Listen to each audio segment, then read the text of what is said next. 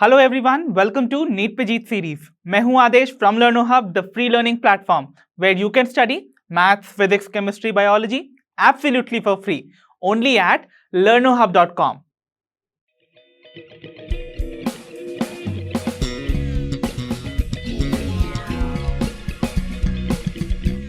तो भाई बच्चों, हमारा आज का वीडियो हमारे chapter morphology of flowering plants का ही कंटिन्यूएशन वीडियो है, जहां पर हम रिमेनिंग प्लांट पार्ट्स के मॉर्फोलॉजिकल एस्पेक्ट और उनसे रिलेटेड सारे कॉन्सेप्ट्स को परफेक्टली डील करेंगे in detail. So without wasting much time, let's get started.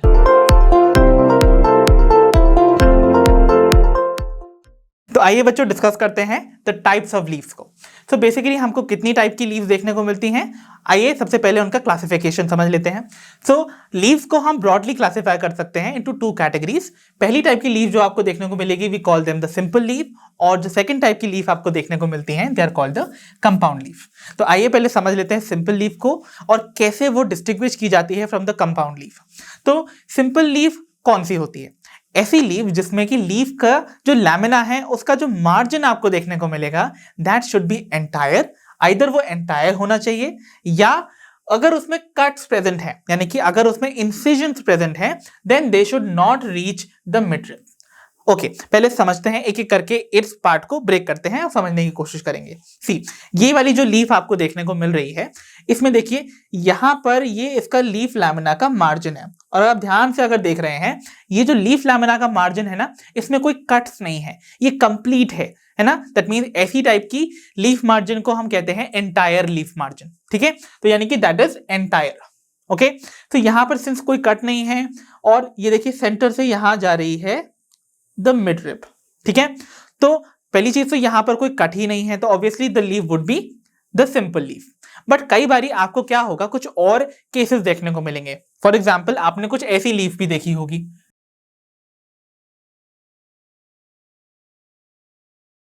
तो देखिए ऐसी लीव में आपको ना ऐसे कट्स देखने को मिल रहे हैं, बट ये जो कट्स हैं they are not reaching up till the mid rib. ये देखिए मिड रिब जा रही है ना, तो ये मिड रिब तक नहीं पहुंच रहे। तो ऐसी वाली leaf again would be called the simple leaf. ठीक है, इवन हम एक और कंडीशन ले सकते हैं, जहां पर आपको एक और लीफ यहां पर ऐसे ड्रॉ कर देता हूं मैं, और ये सपोज उस मिडरिब से राइज हुई ये वेन्स हैं, जहां पर आपको जो लीफ मार्जिन है वो आपको इस तरीके से काफी डीप कट देता हुआ दिख रहा है। बट स्टिल देखिए कोई भी जो कट है that is not reaching up till this midrib. Okay, तो इस केस में भी the leaf would also be considered as a simple leaf only. So यानी कि for a leaf to be simple, या तो उसका मार्जिन कंप्लीटली एंटायर होना चाहिए, और या फिर अगर उसमें कट्स प्रेजेंट हैं तो कट्स जो हैं वो मिडरिब तक नहीं पहुंचने चाहिए। आई होप सिंपल लीफ आपको क्लियर हो गई होगी। सो वही उसका ऑपोजिट यानी कि would be the compound leaf. देखिए कैसे, जहां पर जिस केस में आपको ये जो कट्स देखने को मिल रहे हैं इन द लीफ, अगर वो मिडरिब तक पहुंच जाते हैं, then the compound leaf would be formed. Right, so compound leaf में आपको लीफ लैमिना के इंसिजन्स देखने को मिलेंगे reaching up till the midrib, और वो डिवाइड कर देते हैं लीफ को नंबर ऑफ लीफलेट्स में। ठीक है, अभी इनको हम डिस्कस करेंगे अपनी फर्दर स्लाइड में, जहां पर हम ये देखेंगे कंपाउंड लीफ। पहले तो उसका डिवीजन देख लेते हैं। कंपाउंड लीफ बेसिकली डिवाइड होती है इनटू टू मोर कैटेगरीज, जिनको हम एक को बुलाते हैं the pinnately compound leaf and the other is called the palmately compound leaf. आइए इन दोनों टाइप ऑफ कंपाउंड लीव्स को हम डिस्कस करते हैं अपनी नेक्स्ट स्लाइड। तो आइए बच्चों डिस्कस कर लेते हैं about the pinnately compound leaf. Okay, तो पिन्नेटली कंपाउंड लीफ क्या होती है भाई? यहां पर आपको जो लीफलेट्स अराइज कर रही हैं, यानी कि मैंने आपको बताया ना, कंपाउंड लीफ जो है उसमें जो कट्स हैं वो कहां तक रीच कर रहे थे, अप टिल द मिडरिब, और वो डिवाइड कर रहे थे लीफ को इनटू नंबर ऑफ लीफलेट्स। तो जो लीफलेट्स डेवलप हो रही हैं, they are going to be present on the common axis, जिसको कि हम बुलाते हैं द रैकिस। ठीक है, तो ये याद रखिएगा। यानी कि, और ये याद एक और इंपॉर्टेंट पॉइंट रखिए कि रैकिस जो है वो बेसिकली ओरिजिनली था the midrib of the leaf. तो देखिए अगर मैं सिंपल लीफ को एक कंपाउंड लीफ से कंपेयर करूं, तो सिंपल लीफ में क्या केस कंडीशन होती थी? देखिए सिंपल लीफ में मैंने सपोज ये बना दी एक सेरेट सिंपल लीफ, यानी कि जिसका मार्जिन में छोटे छोटे कट्स आपको देखने को मिल रहे हैं। राइट, तो इनका मार्जिन जो है वो एंटायर नहीं है बल्कि कहलाता है सेरेट। ओके, सेरेट का मतलब होता है the cuts are not very deep. ठीक है, तो देखिए यहां पर आपको कट देखने को मिल रहे हैं, but they are not very deep ना, they are not reaching up to the mid rib, और इसका मतलब ये लीफ कहलाएगी द सिंपल लीफ, ठीक है, और ये जा रही थी इसकी मिड रिब। अब हम मानते हैं कि सपोज यही सिंपल लीफ जो है वो कंपाउंड में कन्वर्ट हो रही है, कौन सी टाइप में, दैट इज पिन्नेटली कंपाउंड में। तो देखिए ये सेम जो मिड रिब था आपका, that will now turn into a common axis जिसको हम बुलाएंगे द रैकेस। और देखिए ये जो वेन्स आपको अराइज करती हुई दिख रही थी ना यहाँ पर, वो सपोज यहां ऐसे प्रेजेंट है, एंड यहां पर से जो लैमिना के मार्जिन थी वो कट कर रही है और वो रीच कर रही है up till the mid rib, then again it is going to come out और वो फिर से कट करके अंदर आ रही है up till the mid rib, and similarly देखिए कंटिन्यूअसली ऐसे बाहर आ रही है and then again cutting into and reaching up to the mid rib, और इस तरीके से आपको ये अरेंजमेंट देखने को मिल रहा है। सो देखिए एक सिंपल लीफ कैसे कंपाउंड लीफ में कन्वर्ट हो गई है, दैट मीन्स ये आपको जो नंबर ऑफ पार्ट्स में जो ये डिवाइड करती हुई दिख रही है, these now are called the leaflets, okay, लेकिन ये एंटायर स्ट्रक्चर अभी भी एक लीफ है। सो इस पूरे स्ट्रक्चर को हम कहेंगे एक लीफ, ओके, और यहां पर ये बनी हुई है नंबर ऑफ लीफलेट से, दैट इज द रीजन इनको हम बुलाते हैं द कंपाउंड लीफ, क्योंकि ये मल्टीपल लीफलेट से मिलकर बनी हुई होती हैं, ठीक है, ओके। सो आपको समझ में आ गया होगा आई होप कि कैसे एक सिंपल लीफ कन्वर्ट हो जाती है into a pinnately compound leaf, right. तो देखिए यहां पर बेस्ट एग्जांपल है ऑफ द नीम, ओके। तो देखिए ये जो कॉमन एक्सिस है, अब ये क्या कहलाएगा, ओरिजिनली ये होता था मिड रिब, बट अब ये कहलाएगा the रैकेस। So do remember this thing. और ये सब क्या रिप्रेजेंट कर रही हैं, these are all the leaflets, और ये entire structure would be the leaf itself, right? ठीक है, तो example would be the neem. Then we move on to the next type which is called the palmately compound leaf. तो देखिए pinnately compound leaf के case पे जो leaflets थी they were attached on a common axis, यानी कि पूरे axis पे commonly attached थी, but palmately compound लीफ के केस में आपको ये अटैच दिखाई देंगी, यानी कि जो लीफलेट्स हैं they will be attach to a common point.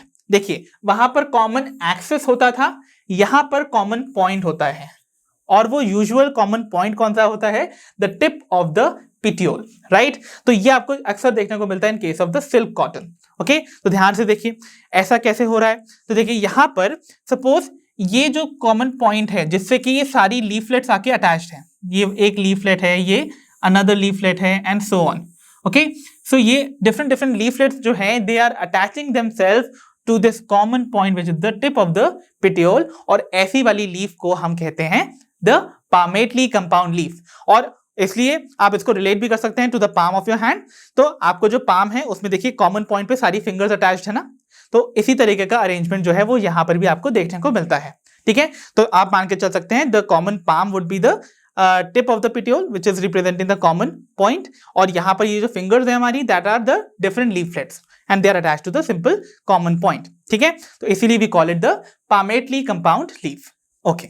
Now one more important point, तो देखिए एक्सिलरी बड जो है हमने हमेशा देखा था सिंपल लीफ के केस में आपको एक स्टेम और एक लीफ के बीच में जो स्पेस खाली होती थी उसे हम क्या कहते थे, द एक्सिल, और वहां पर जो बड प्रेजेंट होती थी we call it the axillary bud, right. तो इमेजिन कीजिए सपोज मैं वापस बना देता हूं, ये स्टेम है, दिस इज द लीफ, और यहां पर जो बड प्रेजेंट होगी in the axil of this leaf we call it the axillary bud. तो सिंपल लीफ के केस में भी आपको ये देखने को मिलेगी, साथ ही साथ कंपाउंड लीफ के केस में भी देखने को मिलेगी, बट एक्सिलरी बड आपको नहीं देखने को मिलती है in the axil of leaflets of the compound leaf. मतलब कंपाउंड लीफ, सपोज ये कंपाउंड लीफ है तो ये अटैच्ड है to the stem, so suppose this is the stem, okay. तो ये एंटायर स्ट्रक्चर एक लीफ होती है, राइट। तो यहां पर इस स्टेम और इस लीफ के बीच में एक बड देखने को मिल सकती है which we call as the axillary bud. But याद रखिएगा यहां पर यानी कि एक लीफलेट और एक रैकेस के बीच में आप कंफ्यूज मत होइएगा, यहां पर कोई एक्सिलरी बड देखने को नहीं मिलेगी, बिकॉज लीफ और स्टेम के बीच में बनता है एक्सिल, लीफलेट और रैकेस के बीच में नहीं बनता है, ओके। सो याद रखिएगा सिंपल और कंपाउंड दोनों ही लीफ के केस में आपको एक्सिल में बड देखने को मिलेगी, यानी कि एक्सिलरी बड, बट जो रैकेस और लीफलेट है उनके बीच में आपको कोई एक्सिलरी बड देखने को नहीं मिलती है। तो that is an important point जो कि आपको याद रखना है। तो आइए बच्चों डिस्कस करते हैं हमारा next topic which is called the phyllotaxy और द फाइलोटैक्सी। तो फाइलो वर्ड आपको जानते ही हैं, that comes from the word phyllos, जिसका मतलब होता है related to the leaf, right, and taxy comes from the word taxes, that means arrangement। तो यहाँ पर बेसिकली हम लीव्स का अरेंजमेंट देखने वाले हैं on the stem or the branch। तो the pattern of arrangement of leaves on the stem or branch is known as phyllotaxy, ठीक है। और बेसिकली प्लांट्स के केस में आपको 3 टाइप की फाइलोटैक्सी देखने को मिलती है।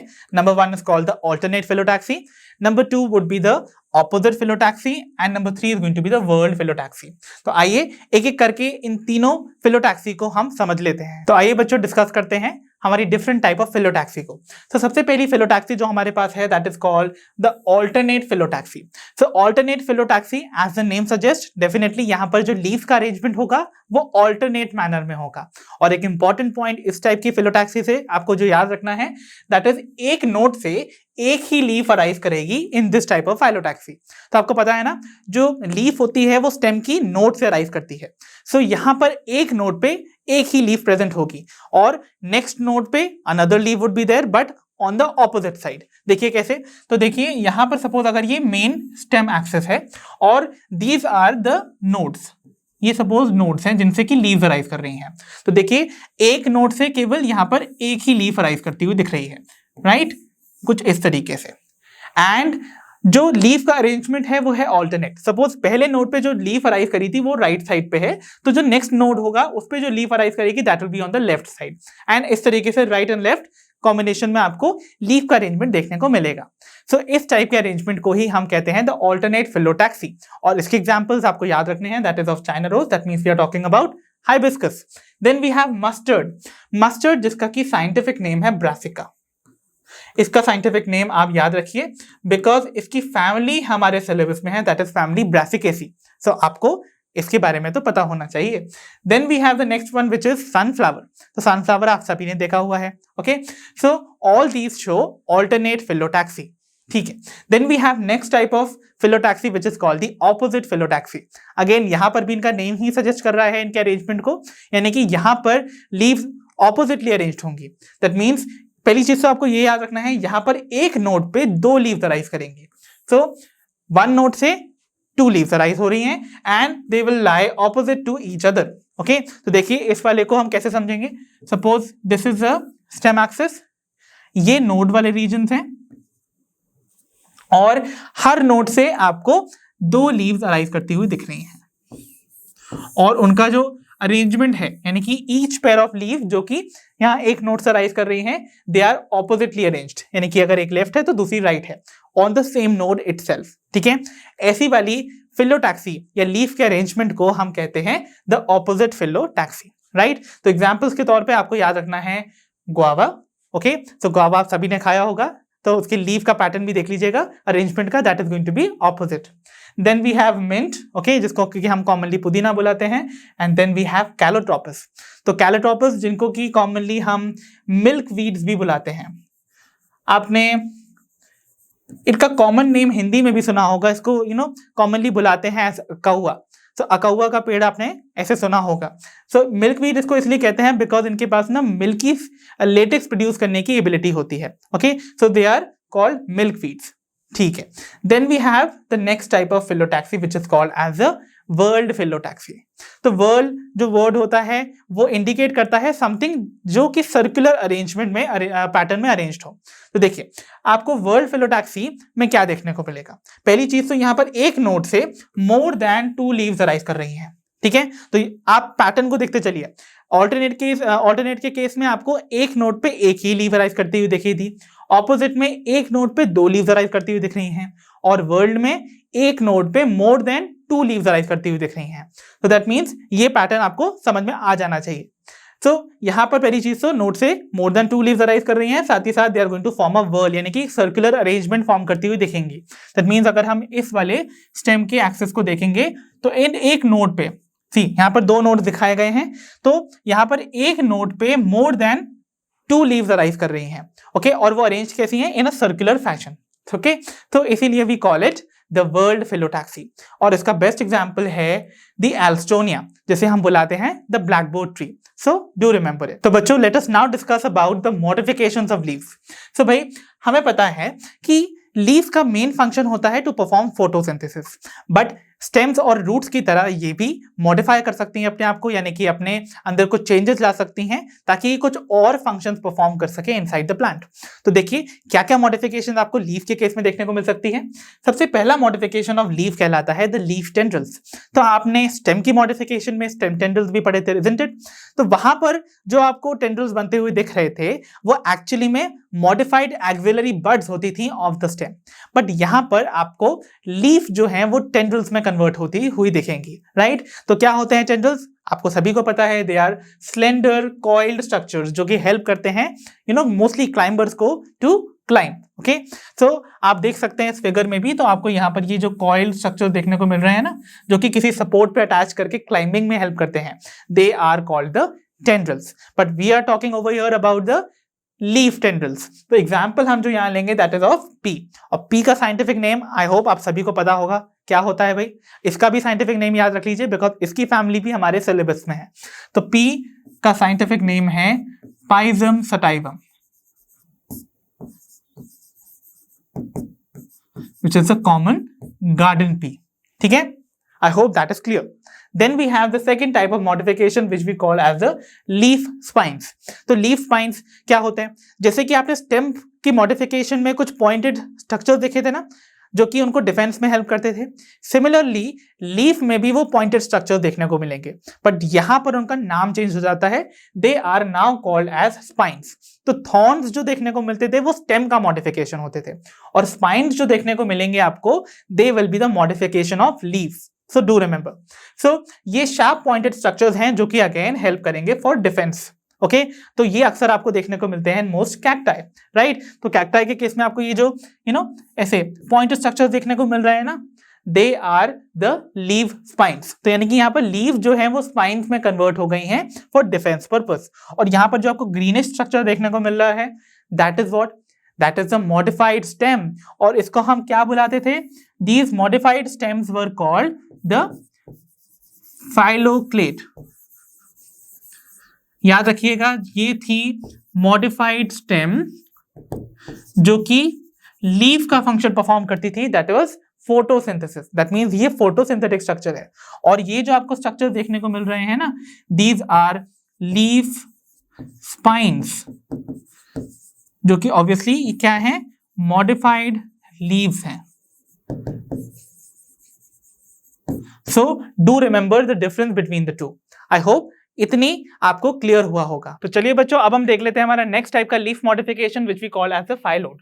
ओके, तो फाइलोड एक ऐसा लीफ मॉडिफिकेशन है जहां पर लीफ का जो पिटियोल होता था, जो उसकी स्टॉक होती थी, वो हो जाती है फ्लैटन, और वो एक्सपैंड करके अपना सरफेस एरिया बढ़ा लेती है टू परफॉर्म फोटोसिंथेसिस। ओके, और ये मॉडिफिकेशन आपको बेसिकली उन प्लांट्स में देखने को मिलेगा जहां पर उनकी ट्रू लीव या तो स्मॉल हो या फिर शॉर्ट लिव्ड हो। और बेस्ट एग्जाम्पल आपको देखने को मिलता है इस टाइप के मॉडिफिकेशन का, विच इज कॉल्ड ऑस्ट्रेलियन अकेशिया। तो देखिए यहां पर आपको पहला फिगर जो है उसमें आप देख सकते हैं, ये वाला जो पोर्शन है, this is representing the true leaves of the plant. Okay, और ये जो एक्सपैंडेड सा पोर्शन आपको लीफ लाइक दिख रहा है ना, ये बेसिकली इस लीफ का पिटियोल है, and this is now called the phyllode. Okay, and इसका फंक्शन क्या होगा? To perform the photosynthesis.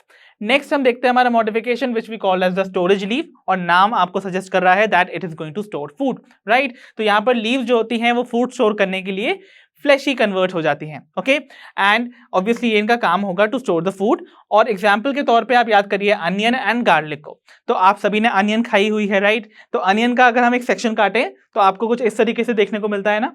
यहाँ आपको देखने को मिलती है इसकी ये reduced stem. Okay, so this is the conical reduced stem of onion, और यहां पर आपको सेंटर में एक बड देखने को मिलती है। Okay, so this is the bud, and आपको नंबर ऑफ यहां पर ऐसी फ्लैशी लीव्स अराइज करती हुई दिखती हैं। So these are the fleshy leaves जो कि स्टोर करती हैं फूड को। So I hope all these things related to the storage leaf is also clear to all of you. तो आइए बच्चों डिस्कस कर लेते हैं leaf modifications in case of the insectivorous plants. तो इंसेक्टिवोरस प्लांट्स के केस में आपको ऑब्वियसली समझ में आ गया होगा लीव्स जो है वो मॉडिफाई होती हैं to catch the insects. Okay, तो पहला एग्जांपल जो हमारे सामने है that is of the pitcher plant, okay, जिसे हम बुलाते हैं नेपेंथिस, राइट। सो ये आपको जो पहला फिगर देखने को मिल रहा है that is representing the pitcher plant, और पिचर प्लांट के केस में लीफ का मॉडिफिकेशन देखने को मिलेगा। तो आप देख सकते हैं जैसे कि यहां पर आपको ये जो सैक लाइक स्ट्रक्चर देखने को मिल रहा है ना, ये कहलाता है द पिचर, और पिचर होता है लीफ लैमिना का मॉडिफिकेशन। जो फ्लैट एक्सपैंडेड पोर्शन होता था ना लीफ का, वो मॉडिफाई हो जाता है to form the sac like structure which we call the pitcher. और यहां पर आपको एक लिड लाइक स्ट्रक्चर देखने को मिल रहा है, वो होता है लीफ की एपेक्स का मॉडिफिकेशन। तो मैं आपको इसको ड्रॉ करके भी यहां दिखा देता हूं। तो सपोज कीजिए कुछ ऐसा सा स्ट्रक्चर आपको यहां पर देखने को मिलता है।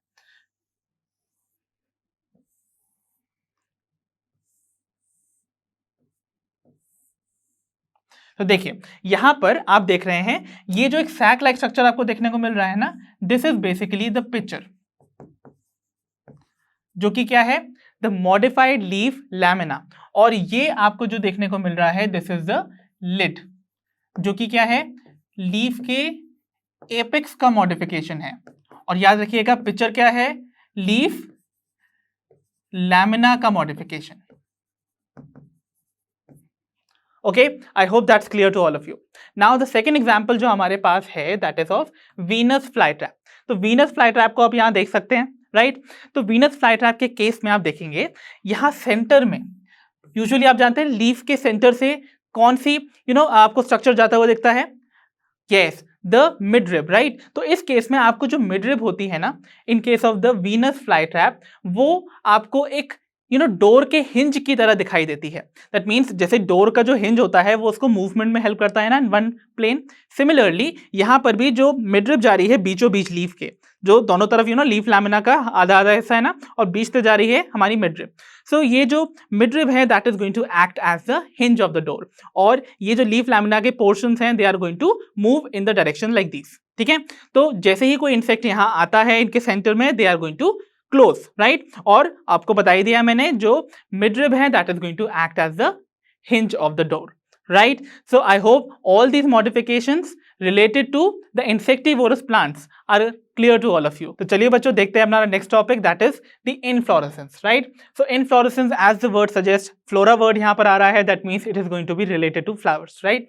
तो यहाँ पर हम फ्लावर्स का अरेंजमेंट देखने वाले हैं ऑन द फ्लोरल एक्सिस, यानी कि फ्लोरल एक्सिस पे फ्लावर्स का कैसा अरेंजमेंट है, कैसा पैटर्न ऑफ अरेंजमेंट होता है, उसी को हम इनफ्लोरेसेंस कहेंगे, ठीक है। तो डिपेंडिंग अपॉन द फैक्ट कि भाई आप जानते हैं फ्लावर्स जो है वो अराइज करते हैं from the shoot apex, right. तो क्या वो इनफ्लोरेसेंस जो है उसके केस में शूट एपेक्स जो है वो फ्लावर में डेवलप हो जाएगा या फिर वो कंटिन्यू करेगा ग्रो करना, ओके। सो इस बेसिस पे इनफ्लोरेसेंस को हमने दो ब्रॉड कैटेगरीज में डिवाइड कर रखा है। सो पहली कैटेगरी कहलाती है the racemose inflorescence and the second one is called the साइमोस inflorescence. So racemose और साइमोस में क्या डिफरेंस है, आइए यही समझ लेते हैं। तो रेसिमोस इनफ्लोरेसेंस में आप देखेंगे जो मेन एक्सिस होती है फ्लोरल एक्सिस वो कंटिन्यूअसली ग्रो करती है। मतलब वो देखिए सपोज अगर ये वो फ्लोरल एक्सिस जा रही है, सो आप देखेंगे ये फ्लोरल एक्सिस कंटिन्यूअसली ग्रो करती ही रहेगी, और जितने भी फ्लावर्स बनेंगे वो हमेशा लेटरल ब्रांचेस पे बनेंगे लाइक दिस, ठीक है। सो इस तरीके से तो सबसे पहले ग्रोथ अगर यहां तक हुई होगी तो पहली ब्रांच निकल के ये वाला फ्लावर बना होगा, तो यानी कि ये ओल्डेस्ट फ्लावर है। फिर जब और मेन एक्सिस इंक्रीज हुई होगी तो यहां से ये वाली ब्रांच निकली होगी and the another flower would be seen. ऐसे ही आप देखेंगे जैसे जैसे आप नीचे से ऊपर की तरफ जाएंगे आपको सबसे ओल्डेस्ट फ्लावर जो है वो नीचे देखने को मिलेगा, यानी कि this is the oldest flower will be found at the base, और जो यंगेस्ट फ्लावर होगा जो कि सबसे लास्ट में बना होगा that will be seen towards the apex. तो इस टाइप के अरेंजमेंट को हम कहते हैं एक्रोपेटल सक्सेशन। तो एक्रोपेटल सक्सेशन में क्या होता है, the youngest at the tip and the oldest eight the base, ठीक है। तो ये आपको याद रखना है in case of the racemose inflorescence. अगर हम बात करते हैं साइमोस इनफ्लोरेसेंस की, तो देखिए रेसिमोस में हमने क्या देखा था, जो मेन फ्लोरल एक्सिस थी वो कंटिन्यूअसली ग्रो कर रही है, बट साइमोस के केस में जो मेन फ्लोरल एक्सिस है that will stop growing and it will terminate into a flower. तो जो मेन एक्सिस है वो फ्लावर में टर्मिनेट हो गई, ठीक है। अब फ्लावर अगर बन गया तो देखिए ये आपकी मेन फ्लोरल एक्सिस है सपोज, तो ये टर्मिनेट हो जाएगी into the flower, okay. Then क्या होगा, अब ये एक्सिस तो ग्रो नहीं कर रहा है, तो ग्रोथ कहां से होगी, लेटरली, तो यानी कि अब लेटरल ब्रांचेस निकलेंगी, ठीक है। तो ये 2 लेटरल ब्रांच निकली, अब they will also terminate into flowers. तो इस बारी देखिए सबसे पहला फ्लावर आपको कहां बना दिखा था, on the main axis, right. तो वो सबसे ओल्डेस्ट फ्लावर होगा ना, that means this will be the oldest and the biggest flower, ठीक है। और ये जो लेटरल ब्रांचेस में फ्लावर बने हैं दे आर फॉर्म्ड लेटर, इसका मतलब दे आर यंगर फ्लावर्स। अब क्या होगा, जब ये लेटरल ब्रांचेस भी टर्मिनेट कर जाएंगे इनटू अ फ्लावर, तो यहां से भी आपको लेटरल ब्रांचेस निकलती हुई नजर आएंगी, राइट। देखिए ये निकल गई, यहां से भी लेटरल ब्रांचेस निकल गई, और ये वाली ब्रांचेस भी टर्मिनेट करेंगी इनटू फ्लावर।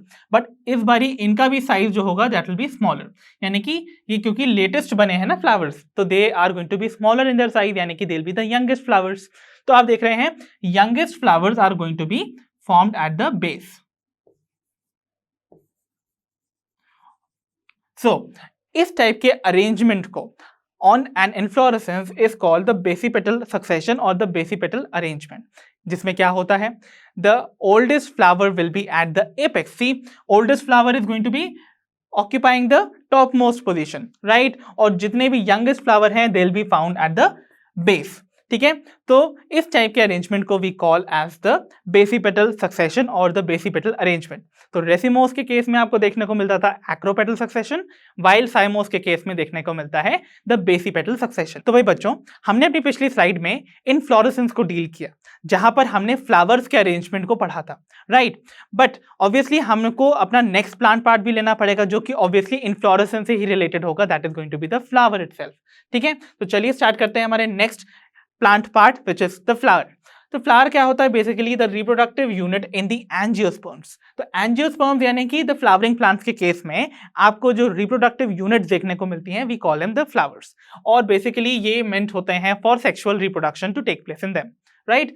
अगर हम बात करें फ्लावर की, तो फ्लावर को कहा जाता है that it is a modified shoot. तो मॉडिफाइड शूट ये कैसे हुआ, आप जानते हैं नॉर्मली एक शूट की कैरेक्टरिस्टिक फीचर होता है कि उसके पास नोड्स एंड इंटरनोड्स होते हैं। ऐसे ही एक फ्लावर के केस में भी हम कह सकते हैं कि वो एक मॉडिफाइड शूट है, जहां पर इंटरनोड्स जो हैं वो बहुत ही कंडेंस्ड हैं, बहुत शॉर्ट हैं, दैट मींस नोड्स जो हैं वो बहुत पास पास लगे हुए हैं।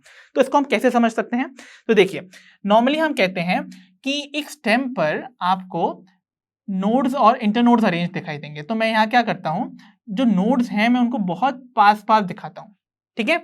तो देखिए नोड्स अगर बहुत पास पास हैं that means what will happen, इनके इंटरनोड्स का साइज बहुत ही रिड्यूस्ड होगा, राइट। तो देखिए, और नोड्स से क्या अराइज करती थी, द लीव्स। तो इस केस में भी लीव्स अराइज करेंगी, बट सिंस ये लीव्स फ्लावर से रिलेटेड हैं, उन लीव्स को हम कहेंगे द फ्लोरल लीव्स, ओके। तो देखिए कौन कौन सी हैं वो फ्लोरल लीव्स। सबसे पहले आपको सबसे लोअर मोस्ट नोड पे एक टाइप की फ्लोरल लीव्स अराइज करती हुई दिखेगी, जिन्हें हम कहते हैं द सेपल्स, ठीक है। फिर इसके ऊपर यानी कि नेक्स्ट नोड पे आपको दिखाई देगी द नेक्स्ट फ्लोरल लीव, जिन्हें हम बुलाते हैं द पेटल्स, ओके।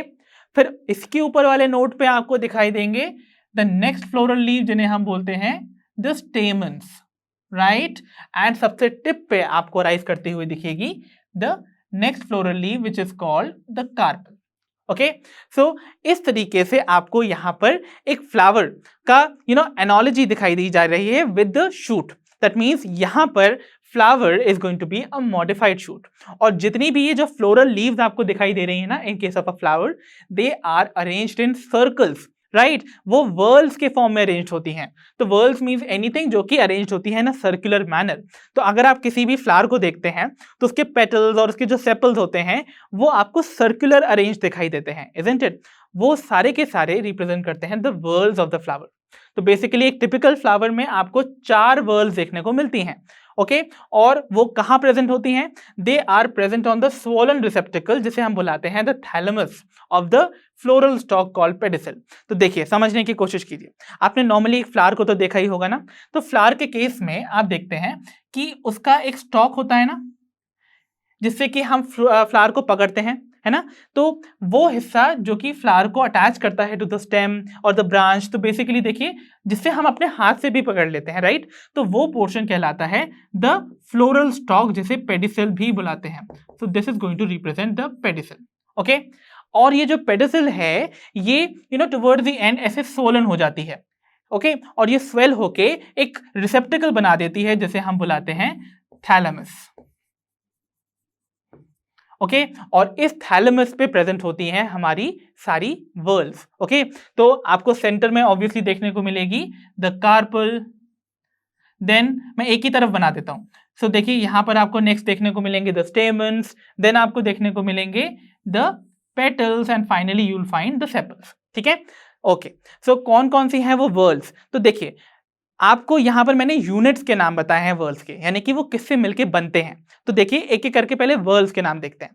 सो पहला वर्ल जो होता है विच इज कॉल्ड द केलिक्स, ये होती है the outer most world, okay. और इनकी यूनिट्स को हम बुलाते हैं द सेपल्स, ठीक है। तो यानी कि केलिक्स बनती है बाय रिपीटिंग यूनिट्स जिन्हें हम बुलाते हैं सेपल्स, ओके। अगर हम देखें नेक्स्ट वर्ल को we call it the corolla. So corolla हमारी नेक्स्ट वर्ल है जो कि कलरफुल पेटल्स से मिलकर बनती है। तो जितने भी आपको फ्लावर्स के कलरफुल पोर्शन देखने को मिलते हैं ना जो आपको बहुत अट्रैक्ट करते हैं, they are nothing but the petals. और वो जो पेटल्स हैं they are going to be forming the whorl, the second whorl from outside, जिसे हम कहते हैं द कोरोला। तो इसकी यूनिट्स क्या है भाई, corolla is formed by the petals, right. अब हमारी नेक्स्ट वर्ल है द थर्ड वर्ल जिसको हम बुलाते हैं एंड्रोशियम, और एंड्रोशियम है the male reproductive whorl, okay. So male sorry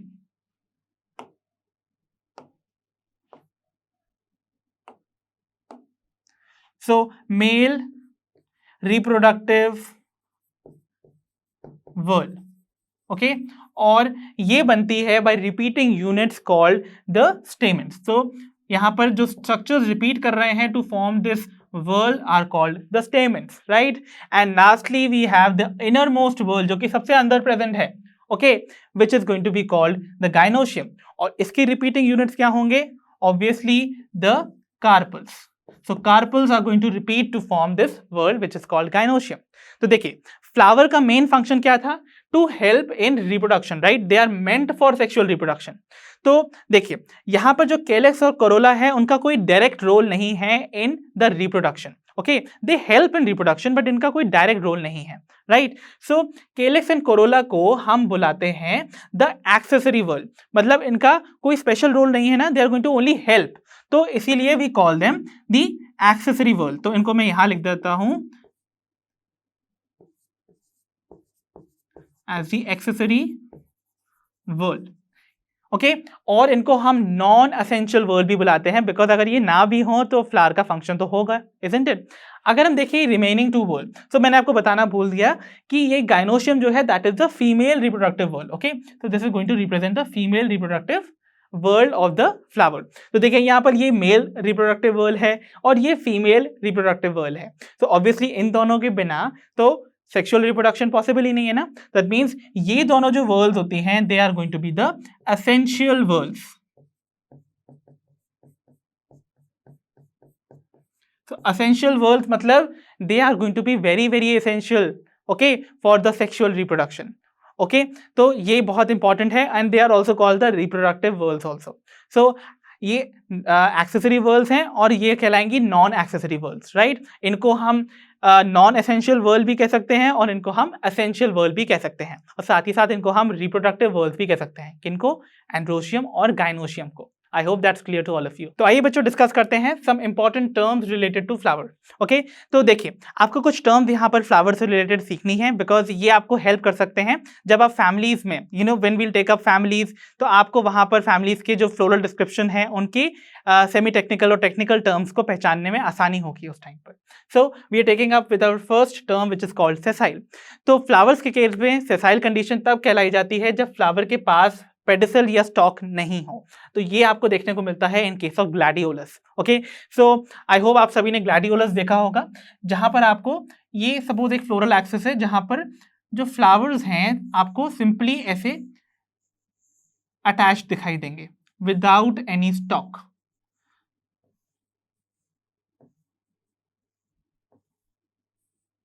So the flower are arranged without a stalk.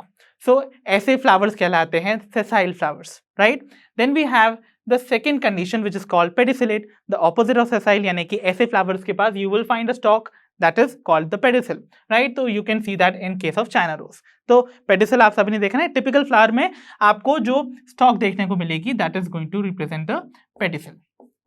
तो जिस भी प्लांट के पास आपको देखने को मिलता है, किसी फ्लावर के पास आपको ये स्ट्रक्चर देखने को मिलेगा, दैट इज व्हाट हम उस फ्लावर को बुलाएंगे द पेडिसिलेट फ्लावर, ठीक है. Then we have next term which is called the complete. तो कंप्लीट फ्लावर हम किसको कहते हैं? जिनके पास चारों वर्ल्स प्रेजेंट हो, जो कि एक टिपिकल फ्लावर में होनी चाहिए. कौन कौन सी थी वो? Calyx, Corolla, androecium, gynoecium. That means अगर फ्लावर के पास चारों वर्ल्स प्रेजेंट हैं, that is called a complete flower. While जिस फ्लावर के पास एक भी वर्ल मिसिंग है, उस फ्लावर को हम बुलाएंगे इनकम्प्लीट फ्लावर. यानी कि a flower with any of the whorls missing would be called incomplete. Then we have the next term which is called unisexual flower. तो ऐसा फ्लावर जिसके पास यूनिसेक्स प्रेजेंट है, यानी कि there is going to be presence of only one sex whorl और the reproductive whorl. तो यानी कि एक फ्लावर जिसके पास कोई या तो स्टेमन्स प्रेजेंट हो, दैट मीन्स या तो सिर्फ उनके पास एंड्रोशियम वर्ल्ड प्रेजेंट हो, या फिर कार्पल्स प्रेजेंट हो, that means gynoecium only. So since ऐसा फ्लावर जिसके पास सिर्फ स्टेमन्स प्रेजेंट हैं, that means the male reproductive organ, ऐसे फ्लावर को हम मेल फ्लावर बुलाएंगे and they will only have stamens, ठीक है. और ऐसा फ्लावर जिसके पास सिर्फ फीमेल रिप्रोडक्टिव वर्ल्ड प्रेजेंट है, दैट इज गाइनोशियम, ऐसे फ्लावर को हम फीमेल फ्लावर बुलाएंगे बिकॉज उनके पास सिर्फ कार्पल्स प्रेजेंट होती हैं, ठीक है. ओके, देन अगर हम देखते हैं next condition which is called bisexual condition, that means both the sexes are going to be present. मतलब फ्लावर के पास आपको मेल और फीमेल रिप्रोडक्टिव वर्ल्स देखने को मिलेंगी, दैट मीन्स स्टेमन्स और कार्पल्स दोनों ही एक फ्लावर में प्रेजेंट है. ओके, और lastly we have neuter. Neuter मतलब होता है एक ऐसा फ्लावर जहां पर दोनों ही सेक्सेस एब्सेंट है, यानी कि ना ही मेल रिप्रोडक्टिव वर्ल्ड प्रेजेंट है और ना ही द फीमेल रिप्रोडक्टिव वर्ल्ड, यानी कि एंड्रोशियम, गाइनोशियम, जिनकी यूनिट्स क्या होती थी? स्टेमन्स और carpels respectively, they are going to be absent. Okay, so ये कंडीशन कहलाती है द न्यूटर कंडीशन. आइए कुछ और टर्म्स भी देख लेते हैं. तो बच्चों हमारा नेक्स्ट टर्म कहलाता है ईब्रैक्टिएट. सो ईब्रैक्टिएट मतलब एक ऐसा फ्लावर जिसके पास ब्रैक्ट्स हों एब्सेंट, यानी कि ब्रैक्ट्स प्रेजेंट नहीं हो. अब आप पूछोगे ब्रैक्ट्स क्या होती हैं? तो पेडिसल के बेस पर या नीचे आपको ना कुछ लीफ लाइक स्ट्रक्चर देखने को मिलते हैं which are very reduced leaf like structures. तो देखिए आप यहाँ पर देख सकते हैं इस पर्टिकुलर प्लांट में, फ्लावर में आपको ये पेडिसल दिखाई दे रही है. ये इनके पेटल्स हैं, उसके नीचे आपको ये सेपल्स दिखाई दे रहे हैं. उसके भी नीचे देखिए यहाँ पर आपको कुछ लीफ लाइक स्ट्रक्चर्स देखने को दिख रहे हैं, right, which are the reduced leaf like structures. इनको हम बुलाते हैं द ब्रैक्ट्स. सो जिन प्लांट्स या फ्लावर्स के केस में ये ब्रैक्ट एब्सेंट होती है, वी कॉल देम ईब्रैक्टिएट, और जिनके पास प्रेजेंट होती है उन्हें हम बुलाएंगे ब्रैक्टिएट, राइट. तो ब्रैक्टिएट का best example would be bougainvillea, because bougainvillea के केस में जो फ्लावर्स होते हैं ना वो बहुत टाइनी टाइनी होते हैं, और जो आपको कलरफुल देखते हैं ना हम लोग, कलरफुल स्ट्रक्चर जिससे हम अट्रैक्ट होते हैं बोगनविलिया में, हम सोचते हैं वो उनके पेटल्स हैं या उनकी लीव्स हैं, बेसिकली वो उनकी ब्रैक्ट्स होती हैं, राइट. तो जो कलरफुल पोर्शन जो आपको बोगनविलिया में देखने को मिलेगा, they are going to be enlarged bracts, ठीक है. Okay, then we have the next condition which is called actinomorphic condition. ये actually अब terms जो आपको देखने को मिलेंगे remaining three, they are related to the symmetry of the flower. तो भाई actinomorphic flower क्या होता है? ऐसा flower जिसको हम regular flower भी बुलाते हैं. Actually ये term जो है represent करता है the radial symmetry. जैसे एनिमल्स के केस में रेडियल सिमेट्री क्या होती थी? जब भी हम किसी एनिमल को किसी भी रेडियल प्लेन से कट करें और वो हमेशा दो इक्वल हाफ्स में कट हो जाए by any vertical plane passing through the centre of the body, वही कहलाती थी रेडियल सिमेट्री. और प्लांट्स के केस में या फ्लावर के केस में आप इसको एक नया टर्म दे देते हैं, we call it actinomorphic. That means a flower that can be divided into two radial halves by any radial plane passing through its centre, ठीक है. तो ये रिप्रेजेंट करता है द रेडियल सिमेट्री, और ये आपको देखने को मिलती है in plants like mustard, datura, China rose, chilli and even lily. Lily में भी आपको ये देखने को मिलेगा. ओके, तो यानी कि आप फ्लावर को किसी भी रेडियल प्लेन से दो इक्वल हाफ्स में कट कर सकते हैं. तो देखिए सपोज ये एक फ्लावर है, तो इसको हम कितने ही रेडियल प्लेन से दो इक्वल हाफ्स में कट कर सकते हैं. Okay, so this is what is going to be represented by actinomorphic symmetry. अगर हम बात करते हैं नेक्स्ट टाइप के टर्म की which is called zygomorphic condition, इस केस में ये रिप्रेजेंट कर रहा है द बायलेटरल सिमेट्री. अब बायलेटरल सिमेट्री क्या होती थी? यानी कि ऑर्गेनिज्म की बॉडी दो इक्वल हाफ्स में कट होती थी, but only by one vertical plane passing through the centre. तो यहाँ पर भी फ्लावर जो है वो दो इक्वल हाफ्स में डिवाइड होने वाला है, but only by one vertical plane. ठीक है, और ऐसी कंडीशन आपको देखने को मिलती है in usually in members of family Fabaceae. तो उनके एग्जांपल्स आपके पास है पी, गुलमोहर, केसिया एंड सो ऑन। सो यहाँ पर अगर आप इस फ्लावर को देखेंगे तो इस फ्लावर को अगर मुझे दो इक्वल हाफ्स में कट करना है, then I will have to use only this plane, isn't it? तो ऐसी वाली जो आपको सिमेट्री देखने को मिलती है, वी कॉल इट ज़ाइगोमॉर्फिक कंडीशन। ठीक है, और कई बारी ऐसे भी फ्लावर्स आपको देखने को मिलेंगे जिनको कि आप दो इक्वल हाफ्स में कट कर ही नहीं सकते हैं by any plane passing through the center.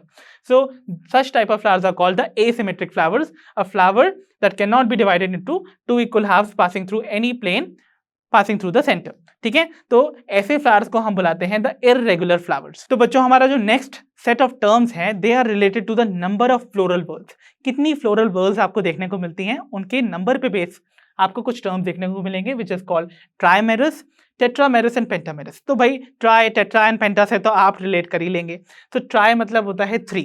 तो एक फ्लावर जिसके पास जो फ्लोरल वर्ल्स हैं वो मल्टीपल्स ऑफ 3 में प्रेजेंट हो, यानी कि आपको 3 सेपल्स या 6 सेपल्स, 3 का मल्टीपल, राइट? आपको हो सकता है 3 पेटल्स या 6 पेटल्स, 3 स्टेमन्स या 6 स्टेमन्स, 3 कार्पल्स या 6 कार्पल्स एंड सो ऑन। तो 3 के मल्टीपल्स में अगर आपको किसी फ्लोरल वर्ल देखने को मिलती है किसी फ्लावर में, such type of flower is called the ट्राइमेरस flower. ठीक है, अगर हम बात करते हैं नेक्स्ट टर्म की, which is called the tetramerous, तो obviously tetra means 4, this means इनकी फ्लोरल वर्ल्स होंगी इन मल्टीपल्स ऑफ 4। ठीक है, and then we have pentamerous, जहां पर again floral whorls will be in the multiples of 5। तो आइए बच्चों डिस्कस करते हैं हमारा next topic, which is called the types of flowers. Okay, तो यहाँ पर हम डिस्कस करने वाले हैं वेरियस काइंड ऑफ फ्लावर्स, जिसके लिए हम क्राइटेरिया लेते हैं द पोजिशन ऑफ ओवरी।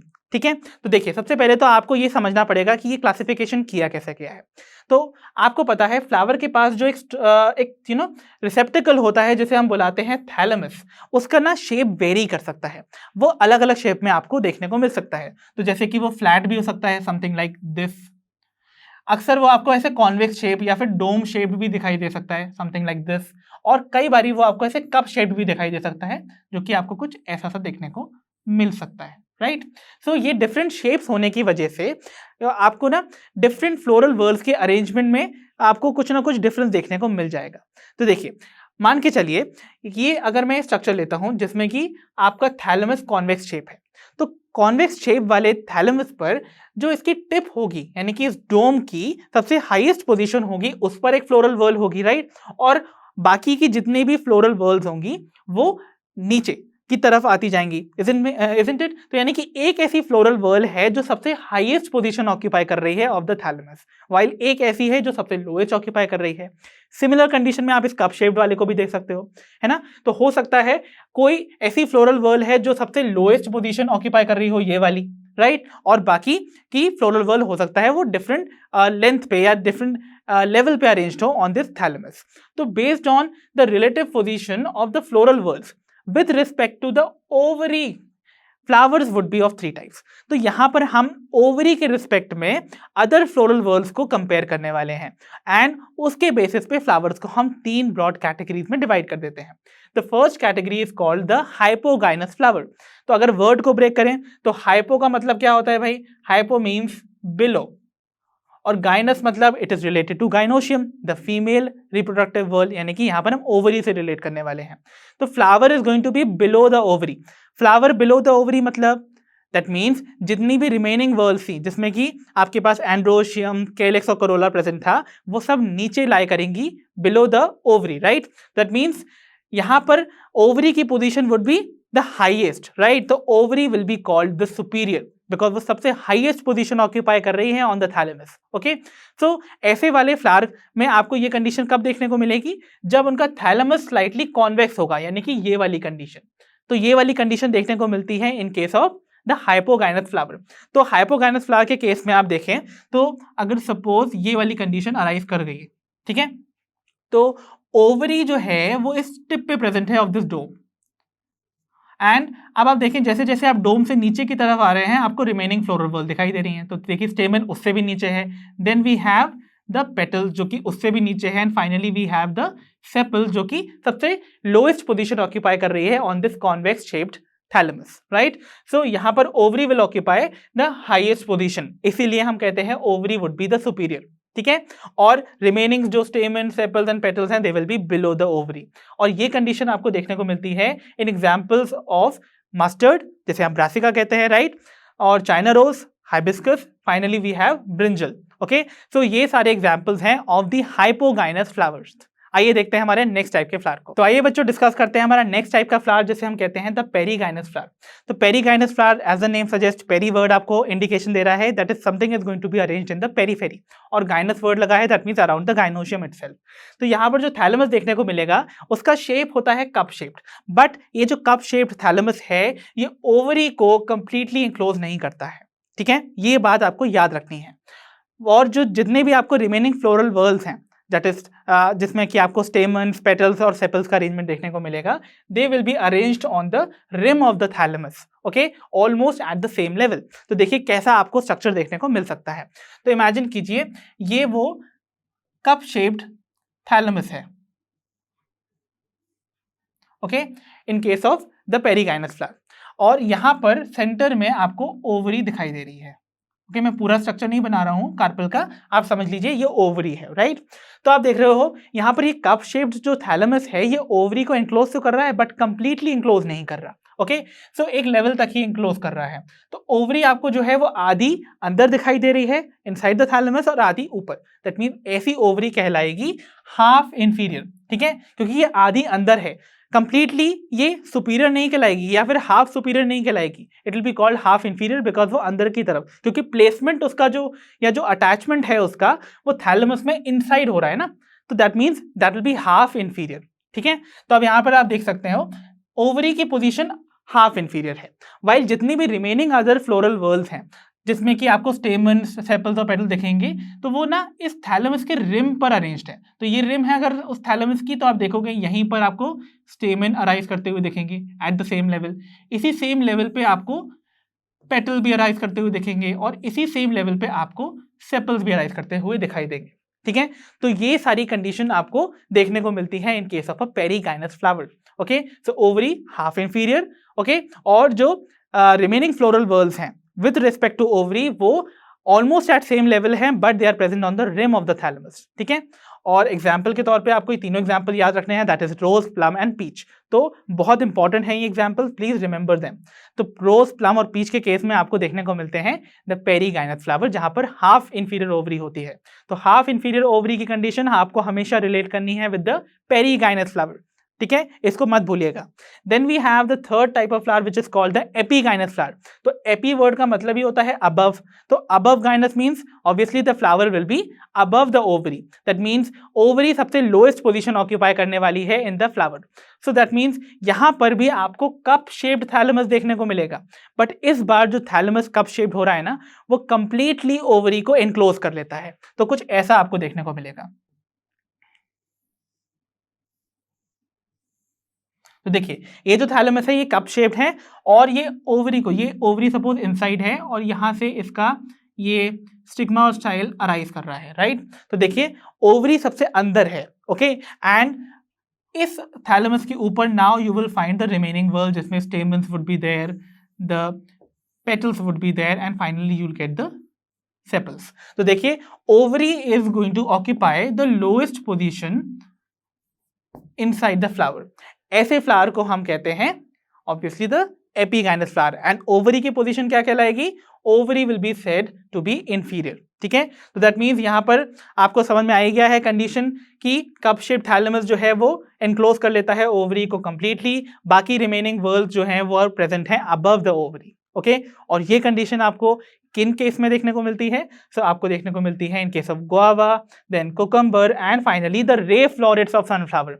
तो सनफ्लावर के केस में आपने जो येलो कलर के फ्लावर्स पेरीफेरी में अरेंज देखते हैं ना, जो आपको बहुत ज्यादा अट्रैक्ट करते हैं, they are called the ray florets, और वहां पर भी आपको यही कंडीशन देखने को मिलती है, that means ovary occupies the lowest position in the flower. तो वो रिप्रेजेंट करते हैं the epigynous flowers itself. I hope that's clear. तो आइए बच्चों डिस्कस कर लेते हैं the parts of a typical bisexual flower. तो एक टिपिकल बाइसेक्सुअल फ्लावर में आपको कौन कौन से पार्ट्स देखने को मिलते हैं, आइए डिस्कस कर लेते हैं। तो हमारा पहला पार्ट जो आपको देखने को मिलता है, पहली चीज तो आपको बाइसेक्सुअल फ्लावर में दोनों ही रिप्रोडक्टिव वर्ल्स देखने को मिलेंगी, that means androecium and gynoecium, और इनफैक्ट आपको चारों ही वर्ल्स देखने को मिलेंगी, दैट मीन्स आपको कैलिक्स, कोरोला, एंड्रोशियम, गाइनोशियम सभी देखने को मिलता है। तो आपको पता ही है इन सारे वर्ल्ड्स की यूनिट्स क्या होती हैं। आपको पता है ना, केलिक्स जो है वो सबसे आउटर मोस्ट वर्ल्ड होती है, जो सबसे बाहर की तरफ प्रेजेंट है इन दी फ्लावर, और सबसे इनर की तरफ जो है that is gynoecium. So calyx is the outermost and gynoecium would be the inner most. And calyx की यूनिट को हम क्या कहते थे, we used to call them the sepals, right. Then we have corolla जिसकी unit को हम बुलाते हैं पेटल्स, देन एंड्रोशियम की यूनिट्स को हम बुलाते थे स्टेमन्स, एंड फाइनली गाइनोशियम की यूनिट को हम बुलाते थे पिस्टल और द कार्पेल। तो आइए एक एक करके इन सारे पार्ट्स को डिस्कस करते हैं। तो आप टिपिकल फ्लावर का स्ट्रक्चर यहाँ पर देख सकते हैं, जहां पर आपको एक स्टॉक दिखाई दे रही है जिसे हम बुलाते हैं द पेडिसल, ओके, जो कि अटैचमेंट में हेल्प करती है of the flower to the branch of the stem. Then we have receptacle, जो कि ऑब्वियसली स्टॉक जाके मैंने बताया था ये सोलन स्ट्रक्चर में कन्वर्ट हो जाता है, जो कि होल्ड करता है रिमेनिंग वर्ल्स को of the flower, that is what we call as thalamus, right. तो रिसेप्टिकल को हम थैलेमस भी बुलाते हैं, ठीक है। तो ये भी आपको पता होना चाहिए। अब इस थैलेमस पे अरेंज होती हैं सारी वर्ल्स। तो देखिए सबसे इनर मोस्ट वर्ल्ड से स्टार्ट करते हैं, तो आपको देखने को मिलेगा यहाँ पर ऐसा सा स्ट्रक्चर। ये जो इनर मोस्ट वर्ल्ड होती है दैट इज ऑफ गाइनोशियम, और इसकी यूनिट क्या होती है, दैट इज कार्पल, जिसको कि हम यहाँ पर सेपरेटली ड्रॉ कर रहे हैं। तो सपोज ये वो स्ट्रक्चर है, ओके। तो आपको पता है एक पिस्टल या एक कार्पल में आपको देखने को मिलेगी एक सोलन बेसल पार्ट जिसे हम कहते हैं ओवरी, जिसके अंदर आपको बहुत सारे ओव्यूल्स अरेंज देखने को मिलेंगे, राइट। देन एक नेक वाला रीजन होता है जिसे हम कहते हैं द स्टाइल, एंड सबसे टिप पर आपको ये वाला जो अरेंजमेंट देखने को मिल रहा है, ये जो रिसेप्टिकल देखने को मिल रहा है जिसपे पोलन आके रिसीव होता है, we call it the stigma. So all these three structures together form the pistil, okay. Then we have the next whorl, inner से हम बाहर की तरफ चल रहे हैं, तो नेक्स्ट वर्ल्ड में आपको देखिए ये कुछ स्ट्रक्चर दिखाई दे रहे हैं, ओके। सो इन स्ट्रक्चर्स को हम कहते हैं द स्टेमन, जो कि बनाते हैं विच वर्ल्ड, द एंड्रोशियम। तो अगर आप देखेंगे एक स्टेमन को, तो स्टेमन में आपको ऐसे एक थिन स्टॉक लाइक स्ट्रक्चर देखने को मिलेगा, जिसकी टिप पर आपको एक बाइलोब्ड स्ट्रक्चर देखने को मिलेगा। बाइलोब्ड मतलब जहां पर दो लोब्स प्रेजेंट है। तो ये जो टिप होती है, आई मीन ये जो सिलेंडर सी स्टॉक होती है, we call it the filament, और इस फिलामेंट की टिप पे ये जो बाइलोब्ड स्ट्रक्चर आपको देखने को मिल रहा है, we call it the anther. So ये दोनों स्ट्रक्चर टुगेदर मिलके बनाते हैं द स्टेमन इटसेल्फ। तो यानी कि which is represented over here as this, so this is going to be the stamen, ठीक है। I hope that's clear to all of you, okay. अब हम चलते हैं हमारी नेक्स्ट वर्ल्ड की तरफ, which is represented by these colourful petals. तो पेटल्स ऑब्वियसली आपको नॉर्मली देखने को मिल जाते हैं, राइट। तो मैं ऐसे ड्रॉ कर देता हूं उनको, जहां पर आपको कलरफुल पेटल्स देखने को मिलते हैं। तो colourful petals are going to form the next whorl which is called the corolla, and सबसे outer most whorl would be represented by green sepals, जो कि obviously will form the calyx, ठीक है। तो इनका काम अभी सब हम डिटेल में देखेंगे अपनी नेक्स्ट स्लाइड्स में।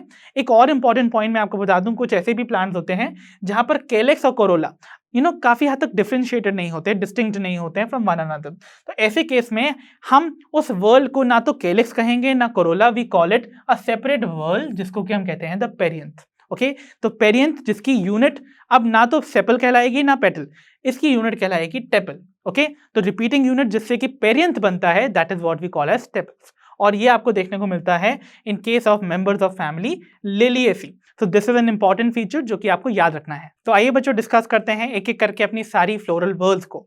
सबसे पहली और सबसे आउटरमोस्ट वर्ल्ड जो हमारे पास देखने को मिलती है in case of flowers, we call it calyx, और ये बनती है the first and the outermost whorl of the flower, that you all know, okay.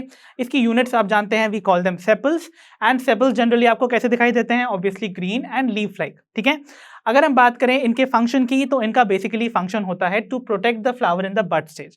तो जब फ्लावर एक बड स्टेज में होता है, तो आपने वो ग्रीन कलर की कवरिंग देखी होगी ना, जिसके अंदर वो पेटल्स एनक्लोज होते हैं, वो green covering represent nothing else but the calyx itself, यानी कि वो सेपल्स ही होते हैं, ओके। अगर हम बात करें सेपल्स की, तो सेपल्स ना अक्सर आपको फ्री भी दिखाई दे सकते हैं या फिर वो फ्यूज भी दिखाई दे सकते हैं विद वन अनदर। तो देखिए जब वो कंडीशन आपको देखने को मिले जहां पर जो सेपल्स हैं they are fused with one another, we call it gamosepalous. तो गैमो वर्ड से आप रिलेट कर सकते हैं विद फ्यूजन।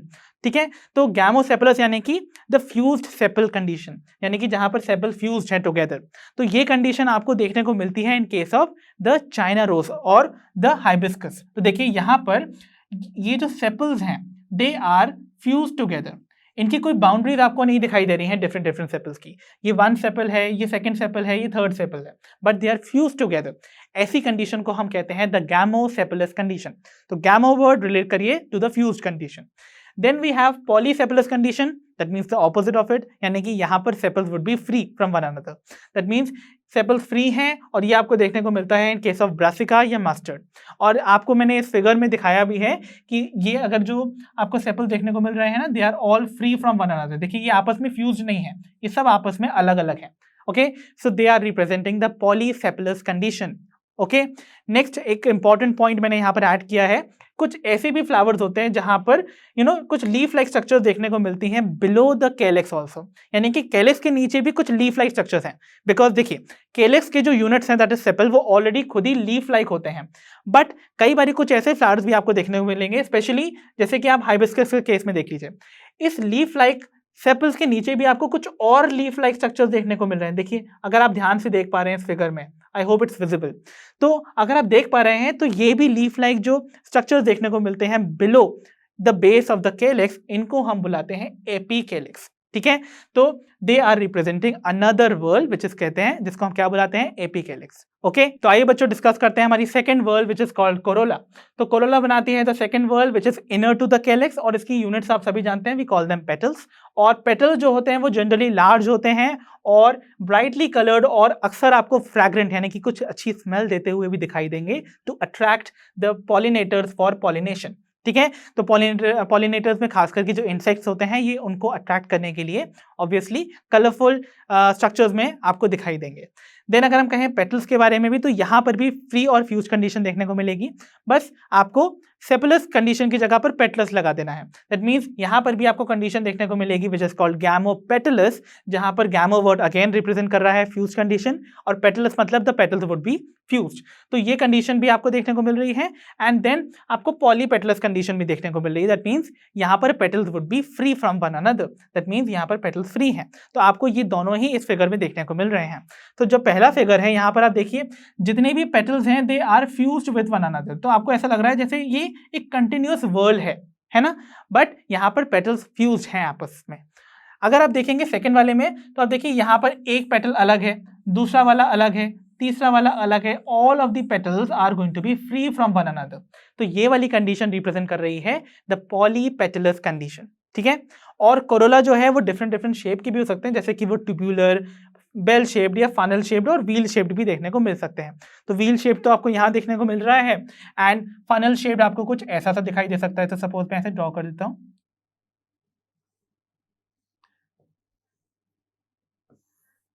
फनल शेप्ड और the bell shaped arrangement of the flower. Okay, तो ये ऐसे बेल शेप्ड और फनल शेप्ड भी आपको देखने को मिल सकते हैं। तो वेरियस शेप में आपने पेटल्स को अरेंज हमेशा देखा ही होगा डिफरेंट डिफरेंट फ्लावर्स के केस में। ओके, तो आइए बच्चों कोरोला और कैलेक्स से रिलेटेड ही एक important term which is called aestivation को हम यहाँ पर डिस्कस कर लेते हैं। तो एस्टिवेशन बेसिकली क्या होता है, the mode of arrangement of sepals और पेटल्स इन द फ्लोरल बड। तो फ्लोरल बड कंडीशन में जब बड कंडीशन होती है तो वहां पर आपको पेटल्स और सेपल्स किस अरेंजमेंट में दिखाई देते हैं, we refer to as the aestivation. तो कितनी टाइप की एस्टिवेशन देखने को मिलेंगी हमको, बेसिकली हम यहाँ डिस्कस करने वाले हैं 4 टाइप्स ऑफ एस्टिवेशन। तो पहली एस्टिवेशन कहलाती है द वैल्वेट एस्टिवेशन। तो वैल्वेट एस्टिवेशन में क्या होता है भाई, जो पेटल्स और सेपल्स होते हैं एक वर्ल्ड के अंदर, they are going to just touch one another and they are not going to overlap. मतलब ये जो पेटल्स और सेपल्स हैं ये आपस में बस एक दूसरे से ऐसे टच कर रहे हैं, ये एक दूसरे को कहीं भी ओवरलैप नहीं करेंगे एट जस्ट मार्जिन। ठीक है, so they will be touching at margin without overlapping. तो देखिए आपको मैं इस फिगर में दिखा देता हूं, यहां पर ये जो कंडीशन रिप्रेजेंट की जा रही है, this is the valvate aestivation. Okay, तो वैल्वेट एस्टिवेशन में देखिए फ्लोरल अरेंजमेंट कुछ इस तरीके से है, जहां पर जितनी भी फ्लोरल वर्ल्स हैं सी वो आपस में एक दूसरे को मार्जिन पे बस टच कर रही हैं, they are not at all overlapping each other. तो देखिए आपको जब आप इसको ऊपर से देखेंगे तो आपको ये अरेंजमेंट देखने को मिलेगा। ऐसा अरेंजमेंट आपको ज्यादा इंपॉर्टेंटली याद रखना है, क्योंकि आगे जब हम फैमिलीज को डिस्कस करेंगे तो हम वहां पर इनके फ्लोरल फॉर्मूला बनाना सीखेंगे। तो वहां पर आप देखेंगे आपको कुछ इस तरीके से अरेंजमेंट दिखाई देगा। ओके, तो यानी कि आप देख सकते हो जितनी भी आपको मार्जिन दिख रहे हैं of different different petals, they are just touching one another at margin but never overlap each other. ऐसी एस्टिवेशन को हम कहते हैं द वैल्वेड एस्टिवेशन, और ये देखने को मिलती है in example of Calotropis. Okay, Calotropis जिन्हें हम मिल्कवीड्स भी बुलाते थे, मैंने आपको पहले भी डिस्कस किया है। Then we have twisted aestivation. तो ट्विस्टेड एस्टिवेशन आपको ऑब्वियसली बता रहा है कुछ ट्विस्ट कंडीशन आपको देखने को मिल रही है। दैट मीन्स यहाँ पर पेटल्स और सेपल्स में जो कि आपको एक वर्ल में दिखाई देंगे, they will overlap one another at one margin. तो यहाँ पर वैल्वेट में आपको क्या दिख रहा था, सारी की सारी जितनी भी आपको मार्जिन दिखाई दे रही थी, they were just touching and not overlapping. But twisted में आपको क्या दिखाई देगा कि एक तरफ की मार्जिन जो है वो दूसरे वाले को ओवरलैप कर देगी। तो देखिए इस वाले केस में आप देखोगे ये वाली जो मार्जिन है एक तरफ से अंदर है और एक तरफ से बाहर है। दैट मीन्स ये वाला जो आपको मार्जिन दिख रहा है ये दूसरे वाले को ओवरलैप कर रहा है, इजंट इट? तो अगर आप ध्यान से देखेंगे कुछ इस तरह का आपको दिखेगा। दैट मीन्स ये वाला जो अरेंजमेंट है इसमें देखिए एक आपको आउटसाइड दिखाई दे रहा है और एक इनसाइड दिखाई दे रहा है, राइट? सिमिलरली आप देखेंगे नेक्स्ट वाले में भी एक तरफ वाला हिस्सा जो है वो इनसाइड हो जाएगा and the one other one would B outside. तो आपको ये इन एंड आउट का जो अरेंजमेंट है जहां पर एक मार्जिन इनसाइड होगी और एक आउटसाइड होगी, इस टाइप के एस्टिवेशन को we call as the twisted aestivation. I hope that's clear. और ये आपको देखने को मिलता है in case of China rose, that is hibiscus, ladies fingers and cotton. यानी कि ये तीनों जो आपको एग्जांपल दे रखे हैं ना, they are all from the family Malvaceae, जिसे हम कॉटन फैमिली भी कहते हैं। तो मालवेसी में आपको चाइना रोज भी देखने को मिलता है, ओकरा यानी कि लेडीज फिंगर भी देखने को मिलती है एंड कॉटन भी देखने को मिलता है। ओके, तो आइए बच्चों डिस्कस कर लेते हैं हमारा next type of aestivation which we call as the imbricate aestivation. So imbricate aestivation, इसमें आपको क्या देखने को मिलेगा, जो मार्जिन होती हैं सेपल्स और पेटल्स की वो ओवरलैप तो करेंगे वन अनदर को, but not in any particular direction. तो ऐसा केस आपको देखने को मिलता है in case of cassia and gulmohar, जो कि बिलोंग करते हैं both to the family Fabaceae. Okay, but यहाँ पर आप देखिए कैसी कंडीशन देखने को मिलेगी। तो देखिए यहाँ पर आप देख रहे हो कि सपोज ये वाला जो एक पेटल है, यहाँ पर ये जो पेटल है ये कंप्लीटली आउटसाइड है। दैट मीन्स इसकी जो दोनों मार्जिन हैं वो दूसरे यानी कि एडजेसेंट वाले बगल वाले पेटल्स को कंप्लीटली ओवरलैप कर रही हैं। That means both its margin are going to be outside, तो जो कि यहाँ पर ऐसे रिप्रेजेंट हो रहा है। Okay, I hope that's clear. और आप देख रहे हो ये वाला जो एक पेटल है उसकी दोनों मार्जिन जो हैं वो अंदर हैं। दैट मीन्स उसकी दोनों मार्जिन ओवरलैप्ड हो रही हैं बाय द एडजेसेंट पेटल्स, यानी कि बगल वाली दोनों जो पेटल्स हैं उनकी मार्जिन्स इस वाले पेटल को कंप्लीटली एनक्लोज कर रही हैं। दैट मीन्स आप देखोगे ये वाला अरेंजमेंट दोनों तरफ दोनों मार्जिन वुड बी इनसाइड, तो ये भी इनसाइड इनसाइड है और ये कंप्लीटली आउटसाइड आउटसाइड है। ठीक है, ये वाली कंडीशन आपको देखने को मिल रही है। और बाकी रिमेनिंग जो 3 आपको पेटल्स देखने को मिल रहे हैं उनमें आप देखिए एक मार्जिन आउटसाइड है और एक इनसाइड है। यहाँ पर भी ये वाली इनसाइड है, ये वाली आउटसाइड है, यहाँ वाली इनसाइड है और ये वाली आउटसाइड है। तो यहाँ पर इन एंड आउट वाला अरेंजमेंट देखने को मिलेगा। That means one margin would be in like over here और ये वाली होगी आउट, राइट? सिमिलरली ये वाली in and this one would be out and this one is going to be in और ये वाली भी आउट। तो बेसिकली ये जो अरेंजमेंट आपको देखने को मिल रहा है ना, this is what is represented by the imbricate aestivation, जहां पर ओवरलैपिंग तो है बट कोई फिक्स्ड पैटर्न या डायरेक्शन में नहीं है। ओके, देन अगर हम देखते हैं next type of aestivation which is very very important, which we call as vexillary aestivation, या इसको हम पैपिलियोनेशियस एस्टिवेशन भी कहते हैं। सो पैपिलियोनेशियस फ्लावर्स आपने सुना होगा, दैट मीन्स समथिंग जो रिजेंबल करता है टू द बटरफ्लाई, क्योंकि पैपिलियो वर्ड का रिलेशन किया जाता है विद बटरफ्लाई। सो फ्लावर्स में, ऐसे फ्लावर्स में आपको देखने को मिलेंगे 5 पेटल्स, और 5 पेटल्स का अरेंजमेंट बहुत ही स्पेसिफिक है। तो देखिए आपको जो पोस्टीरियर साइड है, सो ये वाला जो सेकंड डायग्राम मैंने यहाँ रिप्रेजेंट किया है दैट इज वेक्सिलरी एस्टिवेशन, और first one was the imbricate. तो दिस इज इम्ब्रिकेट। तो देखिए वेक्सिलरी में क्या होगा, आपको जो पोस्टीरियर मोस्ट साइड है ये वाला side, that means this one, ये वाला साइड का जो आपको पेटल देखने को मिलेगा that will be only one, और वो सबसे लार्जेस्ट पेटल है, और इस पेटल को हम बुलाते हैं द स्टैंडर्ड, या इसको एक और नाम से हम बुलाते हैं that is called वेक्सिलम। Okay, I hope that's clear. सो वेक्सिलम और स्टैंडर्ड होता है द पोस्टीरियर मोस्ट, जो सबसे बड़ा पेटल आपको देखने को मिलेगा, ठीक है, और वो कंप्लीटली ओवरलैप करता है रिमेनिंग जो दो पेटल्स इनके नीचे हैं। दैट मीन्स ये साइड में आप देख रहे हैं जो नेक्स्ट टू पेटल्स हैं, सो यहाँ पर आप देखिए ये जो नेक्स्ट टू पेटल्स हैं उसमें आपको क्या कंडीशन देखने को मिल रही है। तो ये जो नेक्स्ट टू पेटल्स हैं इनमें एक जो मार्जिन है वो इनसाइड है और एक आउटसाइड है।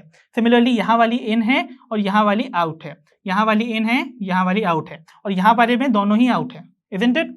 तो देखिए ये वाले जो आपको रिमेनिंग लेटरल आपको पेटल देखने को मिल रही हैं, दैट मीन्स ये वाले, ओके, साइड वालों को हम कहते हैं द विंग्स और द एले, ठीक है, इनको हम क्या बुलाते हैं, आइदर विंग्स और एले।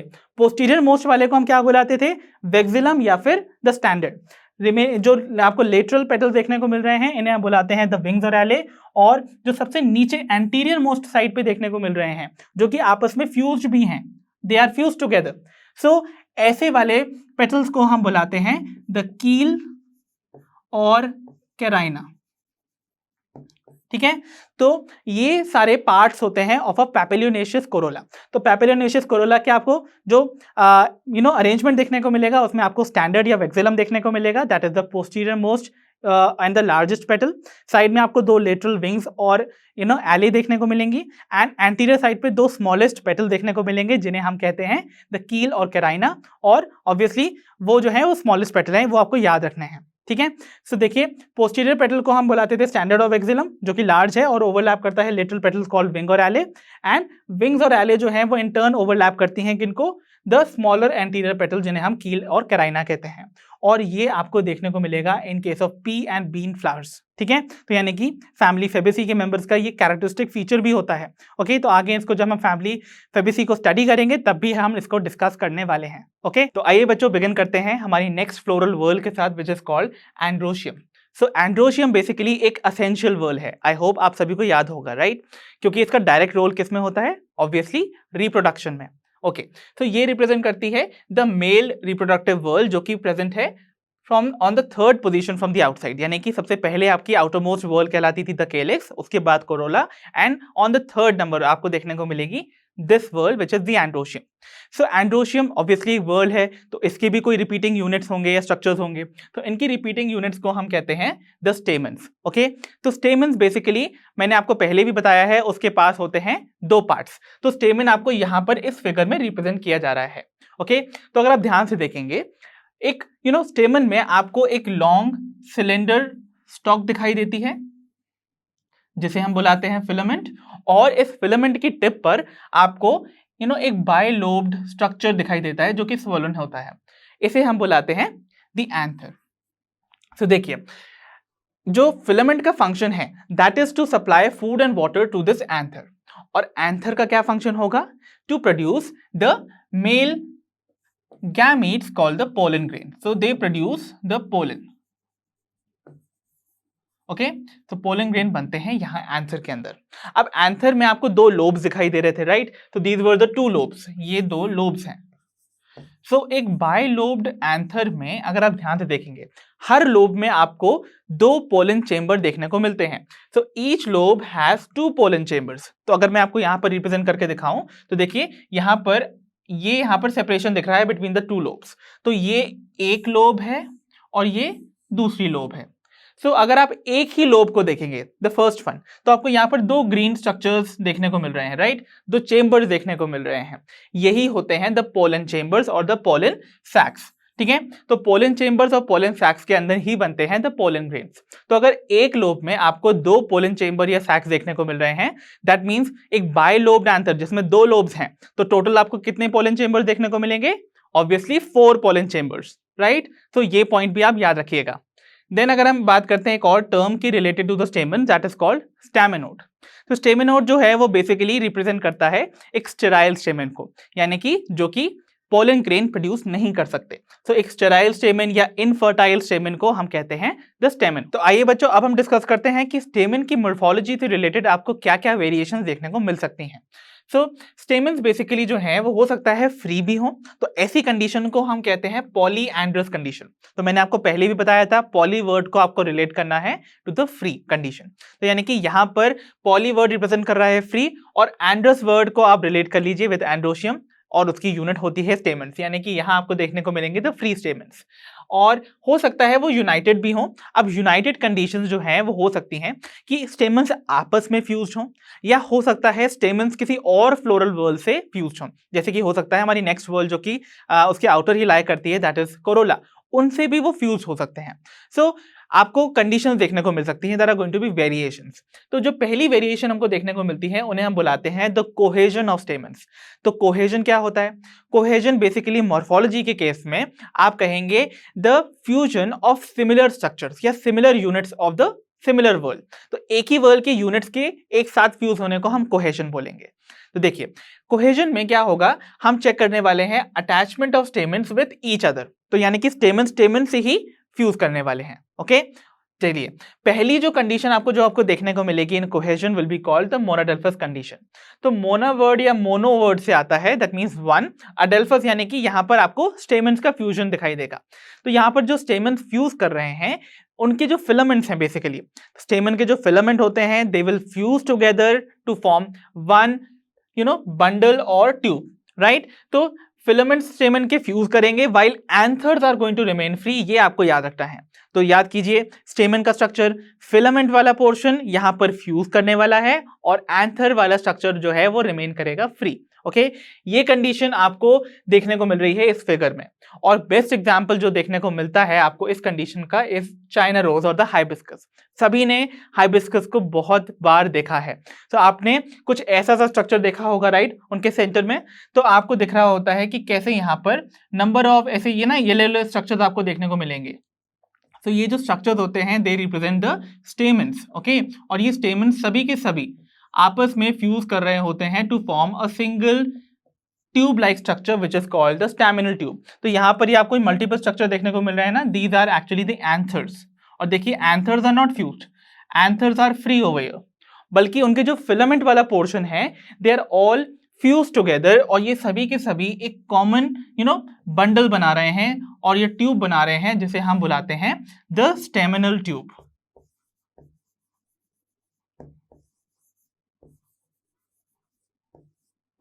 ओके, तो यहां पर आपको they are going to form a one bundle which is called the staminal tube. तो ये कंडीशन कहलाती है द मोनोडेल्फस कंडीशन। आइए देखते हैं हमारी नेक्स्ट कंडीशन को। तो आइए बच्चों डिस्कस करते हैं हमारी next condition which is called the diadelphous condition. So di word से आप रिलेट कर सकते हैं कि यहाँ पर स्टेमन्स के फिलामेंट फ्यूज करेंगे, but this time they will form two bundles. और अगेन यहां पर भी आपको एंथर्स फ्री देखने को ही मिलेंगे, that means anthers are not going to fuse. Okay, so ये कंडीशन देखने को मिलती है इन पी। ओके, तो P के केस में आपको ऐसी कंडीशन दिखाई देगी, और इस कंडीशन को हम P के केस में स्पेशली बुलाते हैं 9+1 कंडीशन। तो यहां पर 9 जो स्टेमन्स होते हैं उनके filaments are going to fuse together to form one bundle. So यहां पर फ्यूज कंडीशन को हम रिप्रेजेंट करते हैं बाय द ब्रैकेट। तो देखिए यहां पर आपको ये वो 9 स्टेमन्स हैं जिनके एंथर तो फ्री हैं, okay, but their filaments have fuse to form a common bundle. तो ये एक वन बंडल हो गया, और एक स्टेमन जो है वो फ्री रहता है, that means it remains like this only. तो ये है द फ्री स्टेमन, ठीक है। और सिंस यहां पर आपको दो बंडल्स फॉर्म करते हुए दिख रहे हैं, हेंस ये वाला जो कोहेजन का कंडीशन है इट इज कॉल्ड डायडेल्फस, ठीक है। I hope that's clear to all of you. अब हम देखते हैं next condition which is called polyadelphous condition. तो यहां पर आपको स्टेमन्स के जो फिलामेंट्स हैं वो फ्यूज करते हुए दिख रहे हैं, but this time they are going to form more than two bundles. और इस कंडीशन को आप देखते हैं in case of citrus. Again remember यहां पर भी एंथर्स फ्री ही रहने वाले हैं।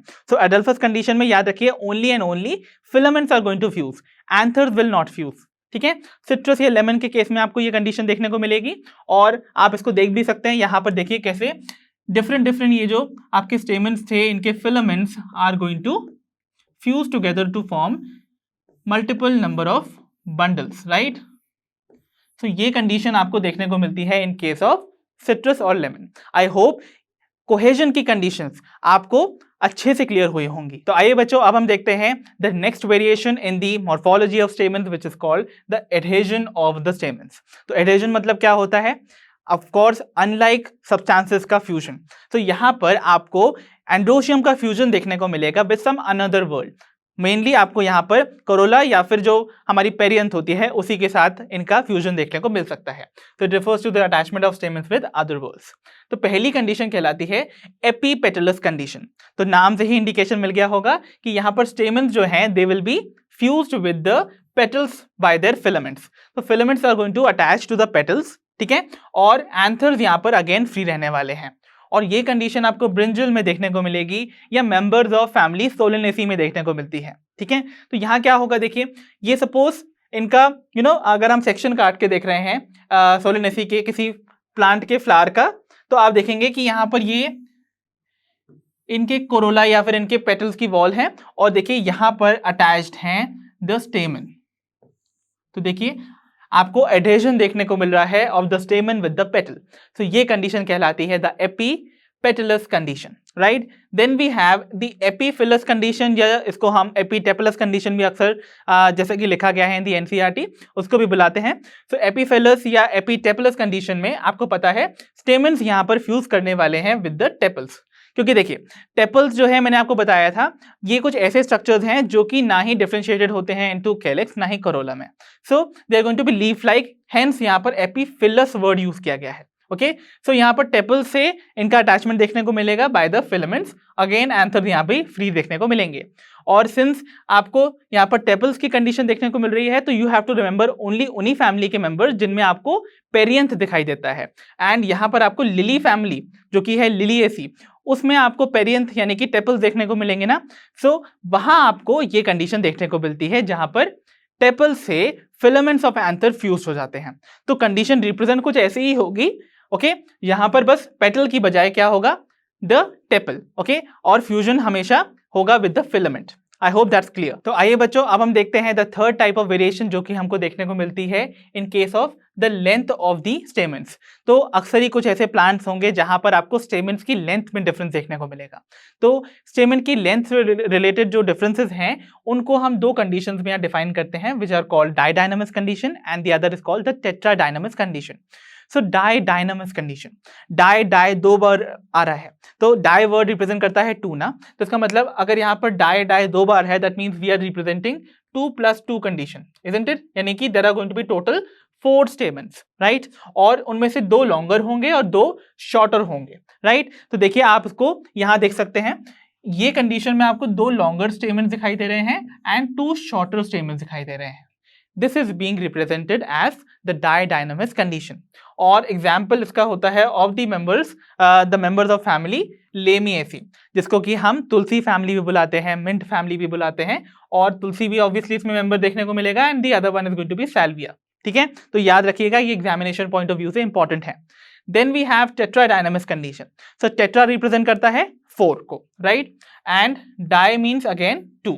तो टेट्राडायनामस कंडीशन में 4+2 यानी कि total are going to be the 6 stamens, और 6 में से जो आउटर 2 होंगे they are going to be shorter in their length and inner वाले जो 4 बचे they are going to be longer. और ये आपको कुछ यहां पर दिखाई दे रहा है, आउटर 2 जो हैं दे आर स्मॉलर और जो इनर वाले 4 हैं दे आर ऑल लॉन्गर, ठीक है। तो ये कंडीशन आपको देखने को मिलती है in members of family brassicaceae. Okay, जिसे हम क्या बुलाते हैं, द मस्टर्ड फैमिली, ठीक है। तो इसका एग्जांपल होगा ऑब्वियसली मस्टर्ड यानी कि brassica, then we have radish and then we have turnip. So radish जिसे रिफाइनस सटाइवस कहते हैं, है ना, टर्निप जिसे हम ब्रासिका रैपा कहते हैं, they all are the members of the family brassicaceae, ठीक है। सो ये भी एग्जामिनेशन पॉइंट ऑफ व्यू से इंपॉर्टेंट है टू लर्न द एग्जाम्पल। तो चलिए बच्चों बढ़ते हैं अपनी नेक्स्ट वर्ड पे which is called the gynoecium. So gynoecium जो है वो बेसिकली अगेन ये भी एक एसेंशियल वर्ड है, राइट, बिकॉज इसका भी डायरेक्ट रोल है in reproduction. Okay, so it represents the 4th world from outside and साथ ही साथ ये सबसे इनर मोस्ट वर्ल्ड होती है ऑफ अ फ्लावर, राइट। और ये है द फीमेल रिप्रोडक्टिव वर्ल्ड, यानी कि यहाँ पर फीमेल रिप्रोडक्शन के लिए जो गैमीट्स चाहिए, एग, वो इस वर्ल्ड में आपको बनते हुए नजर आएंगे। ओके, सो इनकी जो रिपीटिंग यूनिट्स होती हैं उन्हें बुलाते हैं कार्पल या पिस्टल, जिसका की स्ट्रक्चर आपको यहाँ पर दे रखा है। So this entire structure is representing a pistol और अ कार्पल। तो पिस्टल और कार्पल के आपको देखने को मिलते हैं 3 पार्ट्स। आपको सबसे टॉप मोस्ट पार्ट देखने को मिल रहा है, that is acting as a receptacle. तो ये एक रिसेप्टर की तरह काम करता है जहां पर आके लैंड करता है द पोलन ग्रेन। ठीक है, तो इस पे आके आपको पोलन ग्रेन दिखाई देगा जब पॉलिनेशन होगा, right. Okay, then we have the neck part of this pistil which is called the style. And lastly जो बेसल वाला पोर्शन होता है, दिस बेसल पोर्शन, ये आपको कुछ स्वोलन स्ट्रक्चर दिखाई देगा which we call as the ovary. और ओवरी के अंदर क्या प्रेजेंट होते हैं? तो ओवरी के अंदर आपको देखने को मिलेंगे ओव्यूल्स, जो कि अटैच्ड होते हैं to a flattened cushion like structure, जिन्हें हम बुलाते हैं द प्लेसेंटा। तो प्लेसेंटा क्या है? एक फ्लैटेंड कुशन लाइक टिश्यू है जिससे कि ओव्यूल्स अटैच्ड होते हैं inside the ovary.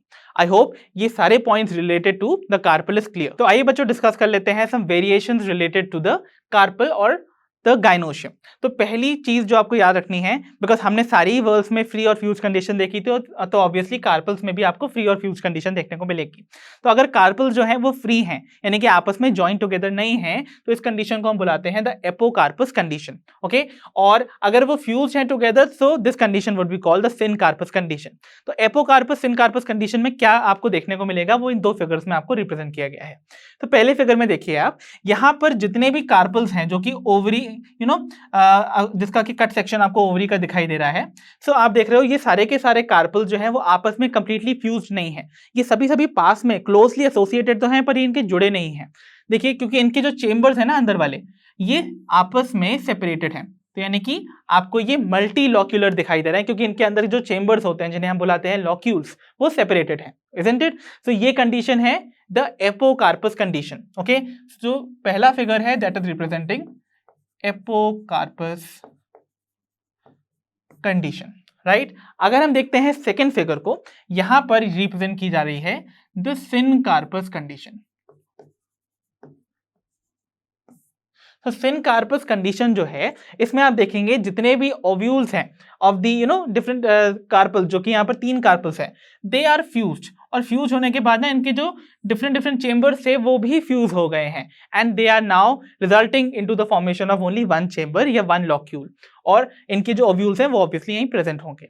So they have all fused together to form 1 chambered ovary, right. वैसे तो ओवरी सेपरेटेड थी उनकी, बट इनका गाइनोशियम जो हो जाएगा वो बेसिकली 1 चेंबर्ड हो जाएगा बाय द फ्यूजन। ओके, तो ये कंडीशन कहलाती है द सिनकार्पस कंडीशन। और एग्जांपल्स के तौर पे आपको एपोकार्पस कंडीशन देखने को मिलती है in case of rose and lotus, right. तो लोटस और रोज जो है they are going to represent apocarpous condition, और सिनकार्पस के केस में एग्जांपल लर्न कीजिएगा मस्टर्ड, टोमेटो, एंड आपको बहुत सारे मेंबर्स, जब हम फैमिलीज को डिस्कस करेंगे ना, तो मोस्टली आपको सिनकार्पस कंडीशन ही देखने को मिलेगी। तो मस्टर्ड ब्रासिकेसी का मेंबर है, रोज एंड टोमेटो जो है वो सोलेनेसी का मेंबर है, they all are going to show the syncarpous condition. Okay, और फर्टिलाइजेशन के बाद क्या चेंजेस होते हैं वो हम पहले भी डिस्कस कर चुके हैं, राइट, जब हम एंजियोस्पर्म्स को पढ़ रहे थे in our class of plant kingdom. तो वहां पर भी मैंने आपको बताया था जो ओवरी है वो चेंज हो जाती है आफ्टर फर्टिलाइजेशन इनटू फ्रूट, और ओव्यूल्स चेंज हो जाते हैं इनटू द सीड। सो ये बेसिक इन्फॉर्मेशन रिगार्डिंग गाइनोशियम आई होप आप सभी को क्लियर हुई होगी। तो आइए बच्चों, गाइनोशियम से रिलेटेड ही हम एक और टर्म को समझ लेते हैं विच इज कॉल्ड प्लासेंटेशन। तो प्लासेंटेशन को समझने से पहले हमें वर्ड प्लेसेंटा को समझना होगा। तो मैंने पहले भी आपको रेफर किया था, प्लेसेंटा बेसिकली क्या है? एक सॉफ्ट कुशन लाइक टिश्यू है जिससे कि ओव्यूल्स अटैच्ड होते हैं, राइट। सो प्लेसेंटा एक स्पेशल टिश्यू है जो कि inner wall of the ovary को बनाता है, और इसी टिश्यू से अटैच्ड होते हैं द ओव्यूल्स, जो कि 1 और मोर हो सकते हैं इनसाइड एन ओवरी। ओके, सो प्लेसेंटेशन क्या होगा फिर? तो प्लेसेंटेशन मतलब होता है इसी प्लेसेंटा और उससे अटैच्ड ओव्यूल्स का जो अरेंजमेंट आपको देखने को मिलेगा inside the ovary, that is what is represented by the placentation. So it is the arrangement of the placentae and the ovules in the ovary. तो कितने टाइप की प्लेसेंटेशन आपको देखने को मिल सकती है in case of the plants? तो आपको 5 टाइप्स की प्लेसेंटेशन देखने को मिलेगी। One is called marginal placentation, then we have axile placentation, then आपके पास आती है parietal placentation, then we have free central and lastly the basal placentation. तो आइए एक एक करके इन सारी प्लेसेंटेशन और अरेंजमेंट ऑफ प्लेसेंटा को इन सभी में देख लेते हैं। तो चलिए बच्चों देखते हैं अपनी पहली टाइप की placentation which is called the marginal placentation. तो एज द नेम सजेस्ट, यहाँ पर प्लेसेंटा कहाँ प्रेजेंट होगा? On the margin of the ovary wall. तो यहाँ पर प्लेसेंटा आपको देखने को मिलेगा एज अ रिज, यानी कि रिज की तरह चल रहा है along the ventral suture of the ovary and उस पे ओव्यूल जो है वो बोर्न है। सो देखिए यहाँ पर आपने इसका बेस्ट एग्जांपल पी देखा होगा। सो पी जो है, आपने पी पॉड को कभी ना कभी छीला ही होगा, राइट? सब छीलते ही होंगे। सो पी पॉड को अगर आप छीलते हैं तो जो जिस साइड पर जो सीड्स होते हैं वो बेसिकली अटैच्ड होते हैं, उसमें आप देखेंगे उस साइड पर ना एक आपको रिज की तरह एक सॉफ्ट सा टिश्यू दिखाई देगा, that is called the placenta. तो अगर ये वो रिज है जिसपे कि देखिए ओव्यूल्स अटैच्ड हैं, तो we call it the marginal placenta. और सिंपली यहाँ पर क्योंकि वो मार्जिन पे है इसलिए इसको मार्जिनल प्लेसेंटा बुलाएंगे, ओके। और ऑब्वियसली जो पॉड है, द पी पॉड, वो एक फ्रूट है और फ्रूट है एक ओवरी, राइट? राइपेंड ओवरी को तो हम फ्रूट कहते हैं। एंड ये जो आपको सीड्स नजर आ रहे हैं इनसाइड दिस पॉड, वो बेसिकली क्या है? The ripened ovules. तो देखिए यहाँ पर प्लेसेंटा भी मार्जिनल है, यानी कि मार्जिन पे प्रेजेंट है ऑफ द ओवरी वॉल, और ओव्यूल्स उससे अटैच्ड है, यानी कि ओव्यूल्स का भी अरेंजमेंट जो है वो टुवर्ड्स द मार्जिन है। तो यहाँ पर ओव्यूल्स जो है वो आपको रोज में अटैच दिखाई देते हैं, राइट? पूरी एक रो होती है सीड्स की, ओके। तो चलिए अब हम देखते हैं next type of placentation which is called exile placentation. तो एक्साइल वर्ड को आप रिलेट कर लीजिए विद द वर्ड एक्सियल, यानी कि something related to the axis, isn't it? तो यहाँ पर प्लेसेंटा जो है वो एक्सियल होगा, यानी कि सेंट्रल एक्सिस में दिखाई देगा, एंड ओव्यूल्स उससे अटैच्ड होंगे। बट रिमेंबर, ओवरी होनी चाहिए मल्टीलॉक्यूलर। तो यानी कि मल्टीलॉक्यूलर ओवरी कब बनती है? जब क्या होगा? मल्टीपल ओव्यूल्स या ओवरीज जो है वो आके फ्यूज करेंगी, और जब वो फ्यूज करेंगी तो उनकी जो फ्यूजन से एक ओवरी डेवलप होगी, that will represent a multilocular ovary, क्योंकि उनकी जो वॉल्स हैं वो डिसॉल्व नहीं हुई हैं अपॉन बीइंग इन कांटेक्ट। तो देखिए जब आप कैसी ओवरी यानी कि मल्टीलॉक्यूलर ओवरी को कट करेंगे तो आपको ना यहाँ पर चेम्बर्स दिखाई देंगे। So these chambers are called the locules, okay. और ये लॉक्यूल्स जो है वो आपस में सेपरेटेड हैं बाय दीज वॉल्स, जिन्हें हम बुलाते हैं द सेप्टम, ओके, ठीक है। सो जब तीन, इस केस में तो तीन यहाँ पर ओवरी जो है वो फ्यूज हुई होंगी, राइट? तो यहाँ पर तीन ओवरी जब फ्यूज हुई होंगी, उनके सेप्टम डिसॉल्व नहीं हुए, ओके, और उनके जो प्लेसेंटा थे वो कॉमनली एक पॉइंट पे आके ऐसे जुड़ गए हैं, ठीक है। तो ये वाला जो पोर्शन है that is representing a placenta, और सिंस प्लेसेंटा की जो पोजीशन है वो सेंट्रल एक्सिस पे है, हेंस इस टाइप के प्लेसेंटेशन को हम बुलाते हैं एक्साइल प्लेसेंटेशन। और इस प्लेसेंटा से अटैच्ड आपको ये ओव्यूल्स नजर आ रहे हैं, ओके। तो these are all the ovules attached to this central और दी एक्साइल प्लेसेंटा, ओके। तो आइए बच्चों डिस्कस करते हैं हमारा नेक्स्ट टाइप का placentation which is called the free central placentation. तो फ्री सेंट्रल प्लेसेंटेशन ऑब्वियसली आपको इंडिकेशन दे रहा है कि यहाँ पर भी प्लेसेंटा का अरेंजमेंट होगा इन द सेंटर, राइट? यानी कि सेंट्रल एक्सिस में ये आपको देखने को मिलेगा। एंड ऑब्वियसली सेंट्रल एक्सिस में अगर ओव्यूल्स और प्लेसेंटा प्रेजेंट हैं तो ये आपको कुछ सिमिलैरिटी दिख रही है in the case of free central as well as in exile placentation. Exile placentation में भी आपको सेंट्रल एक्सिस में प्लेसेंटा का अरेंजमेंट दिखाई देता था ना, बट डिफरेंस क्या है दोनों में? वहां पर जो अगर आप याद कर सकते हैं एक्साइल प्लेसेंटेशन वाला एग्जांपल, तो देखिए वहां पर क्या हो रहा था, वहां पर आपको तीन डिफरेंट सेप्टा दिखाई दे रहे थे, यानी कि जो थ्री ओवरीज फ्यूज करी थी उनकी जो वॉल्स थी वो डिसॉल्व नहीं हुई थी, यानी कि आपको तीन डिफरेंट चेंबर देखने को मिल रहे थे। तो that was a multilocular ovary, isn't it? यहां पर क्या होगा, सिंस डिफरेंट ओवरीज फ्यूज करी हैं बट साथ ही साथ उनकी जो सेप्टा है ना वो डिसॉल्व हो जाती है, तो उनकी अगर वॉल्स डिसॉल्व हो जाएंगी तो उनके सारे जो चेंबर्स थे they will all fuse together और they will form only one chamber. तो यहां पर आपको केवल वन लॉक्यूल या जिसे हम चेंबर बुलाते हैं वो ही देखने को मिलेगा, बट है ये एक ट्राई कार्पिलरी ओवरी। देखिए कैसे यहां पर आपको तीन स्टाइल दिखाई दे रही हैं जो कि रिप्रेजेंट की जाती हैं इस तरीके से। सो ये तीन डिफरेंट जो स्टाइल्स हैं वो आपको बता रही हैं कि ये जो आपको स्ट्रक्चर देखने को मिल रहा है, ये जो ओवरी देखने को मिल रही है, that is due to fusion of three ovaries, okay. तो ये एक ट्राई कार्पिलरी ओवरी है, ठीक है। तो फ्यूजन से क्या हुआ, जिन पॉइंट्स के इनके सेप्टा थे वो डिसॉल्व हो गए और सेंट्रल वाला जो प्लेसेंटा है वो तो प्रेजेंट है। तो सेंटर में आपको प्लेसेंटा देखने को मिल रहा है जिससे कि अटैच्ड हैं द ओव्यूल्स। तो आप देख रहे हो किस तरीके से ये ओव्यूल्स अटैच्ड हैं, और ये कंडीशन आपको देखने को मिलती है in case of dianthus and primrose. So in examples को आपको बहुत इंपॉर्टेंटली याद रखना है बिकॉज ये एग्जामिनेशन पॉइंट ऑफ व्यू से बहुत इंपॉर्टेंट है। सो प्लीज लर्न देम, बार बार इनको रिकॉल कीजिए, लिख के याद कीजिए, so that it will be very easy for you to remember. बार बार ये प्रैक्टिस कीजिए। Then we have the parietal placentation. Parietal placentation as the name suggest, यहाँ पर प्लेसेंटा का अरेंजमेंट होगा टुवर्ड्स द पेरीफेरी। तो यहाँ पर आप देखोगे प्लेसेंटा जो है वो या तो ओवरी के इनर वॉल पे अरेंज्ड है या फिर आप कह सकते हो पेरीफेरल पार्ट में, और इससे अटैच्ड होंगे ऑब्वियसली द ओव्यूल्स। तो यहाँ पर अगर आप ध्यान से देखेंगे एक कंडीशन यहाँ पर भी कॉमन रहेगी, दैट अगेन यहाँ पर भी आपको वन लॉक्यूल ही दिखाई देगा, और इस वन लॉक्यूल में आप देख रहे हो ओवरी की या तो इनर वॉल कह लीजिए या फिर इसको पेरिफेरल पार्ट कह लीजिए ऑफ दिस सेंट्रल लॉक्यूल। तो यहां पर आपको अरेंज दिखाई देगा द प्लेसेंटा। तो ये है प्लेसेंटा जिनमें आपको अटैच दिखाई दे रहे हैं द ओव्यूल्स। ठीक है, तो ऐसी वाली प्लेसेंटेशन को हम बुलाते हैं द पैराइटल प्लेसेंटेशन। तो यहां पर यूनिलॉक्यूलर ओवरी होती है, बट समटाइम्स व्हाट हैपन, ये आपको टू चेंबर दिखाई देने लगेगी, यानी कि बायलॉक्यूलर दिखाई देती है, बिकॉज अक्सर, यानी कि आप इसका एग्जांपल के तौर पे फैमिली ब्रासिकेसी को ले सकते हैं। वहां पर अक्सर ना आपको एक फॉल्स सेप्टम बनता हुआ नजर आता है which is called the replum, और जिसकी वजह से आप कंफ्यूज हो जाते हैं that it is bilocular but it is actually unilocular. तो देखिए मैं आपको बता देता हूं कैसे वो बनता है। तो सपोज ये एक सेक्शन में ड्रॉ कर रहा हूं ऑफ एन ओवरी, ओके। तो यहां पर suppose this is the inner wall of the ovary, और ये मैंने प्लेसेंटा को रिप्रेजेंट किया हुआ है। ठीक है, तो यहां पर अटैच्ड आपको दिखाई देंगे the ovules, right.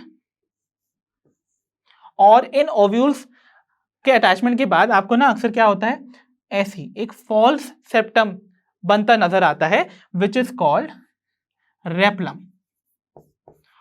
But remember this is false septum. ठीक है, तो रेप्लम आपको देखने को मिलेगा in case of members of the family brassicaceae. तो एग्जाम्पल इसके तौर पे ऑब्वियसली वुड बी मस्टर्ड जिसका नाम ब्रासिका है, राइट, जो कि बिलोंग करता है again to brassicaceae. And then we have argemone जिसमें भी आपको ये पैराइटल प्लेसेंटेशन देखने को मिलेगा। So do remember the examples, okay. तो चलिए बच्चों डिस्कस कर लेते हैं हमारे लास्ट टाइप के प्लेसेंटेशन को which is called the basal placentation. तो एज द नेम सजेस्ट यहाँ पर placenta would be found at the base of the ovary. तो प्लेसेंटा डेवलप करता है बेस ऑफ द ओवरी में, और उससे आपको सिर्फ एक ही ओव्यूल अटैच दिखाई देगा। तो ऐसा आपको कंडीशन देखने को मिलेगी। सो यहाँ पर बेसल पोर्शन पे आपको ये एक ओव्यूल का अटैचमेंट दिखाई दे रहा है, दैट मीन्स ये है वो प्लेसेंटा जिससे कि ये ओव्यूल अटैच्ड है, and this is the locule, okay, this is the ovule and this is the placenta. ठीक है, I hope this is clear. तो ये आपको देखने को मिलता है इन केस ऑफ सनफ्लावर, ठीक है, जिसका कि साइंटिफिक नेम होता है हीलियांथस एनस। तो इस केस में आपको बेसल प्लेसेंटेशन देखने को मिलता है, और सनफ्लावर की फैमिली होती है एस्टेरेसी। तो आप इससे भी याद रख सकते हैं कि एस्टेरेसी के मेंबर्स में आपको बेसल प्लेसेंटेशन देखने को मिलेगा। तो बच्चों this was all for today from the chapter morphology of flowering plants. अब हम मिलेंगे अपनी नेक्स्ट वीडियो में जहां पर हम इसी चैप्टर को कंटिन्यू करेंगे और इसको करेंगे फिनिश। तब तक के लिए आप अपना ध्यान रखिए, पढ़ते रहिए, और जैसा कि आप सभी जानते हैं लर्नो फ्री है पर बेस्ट है।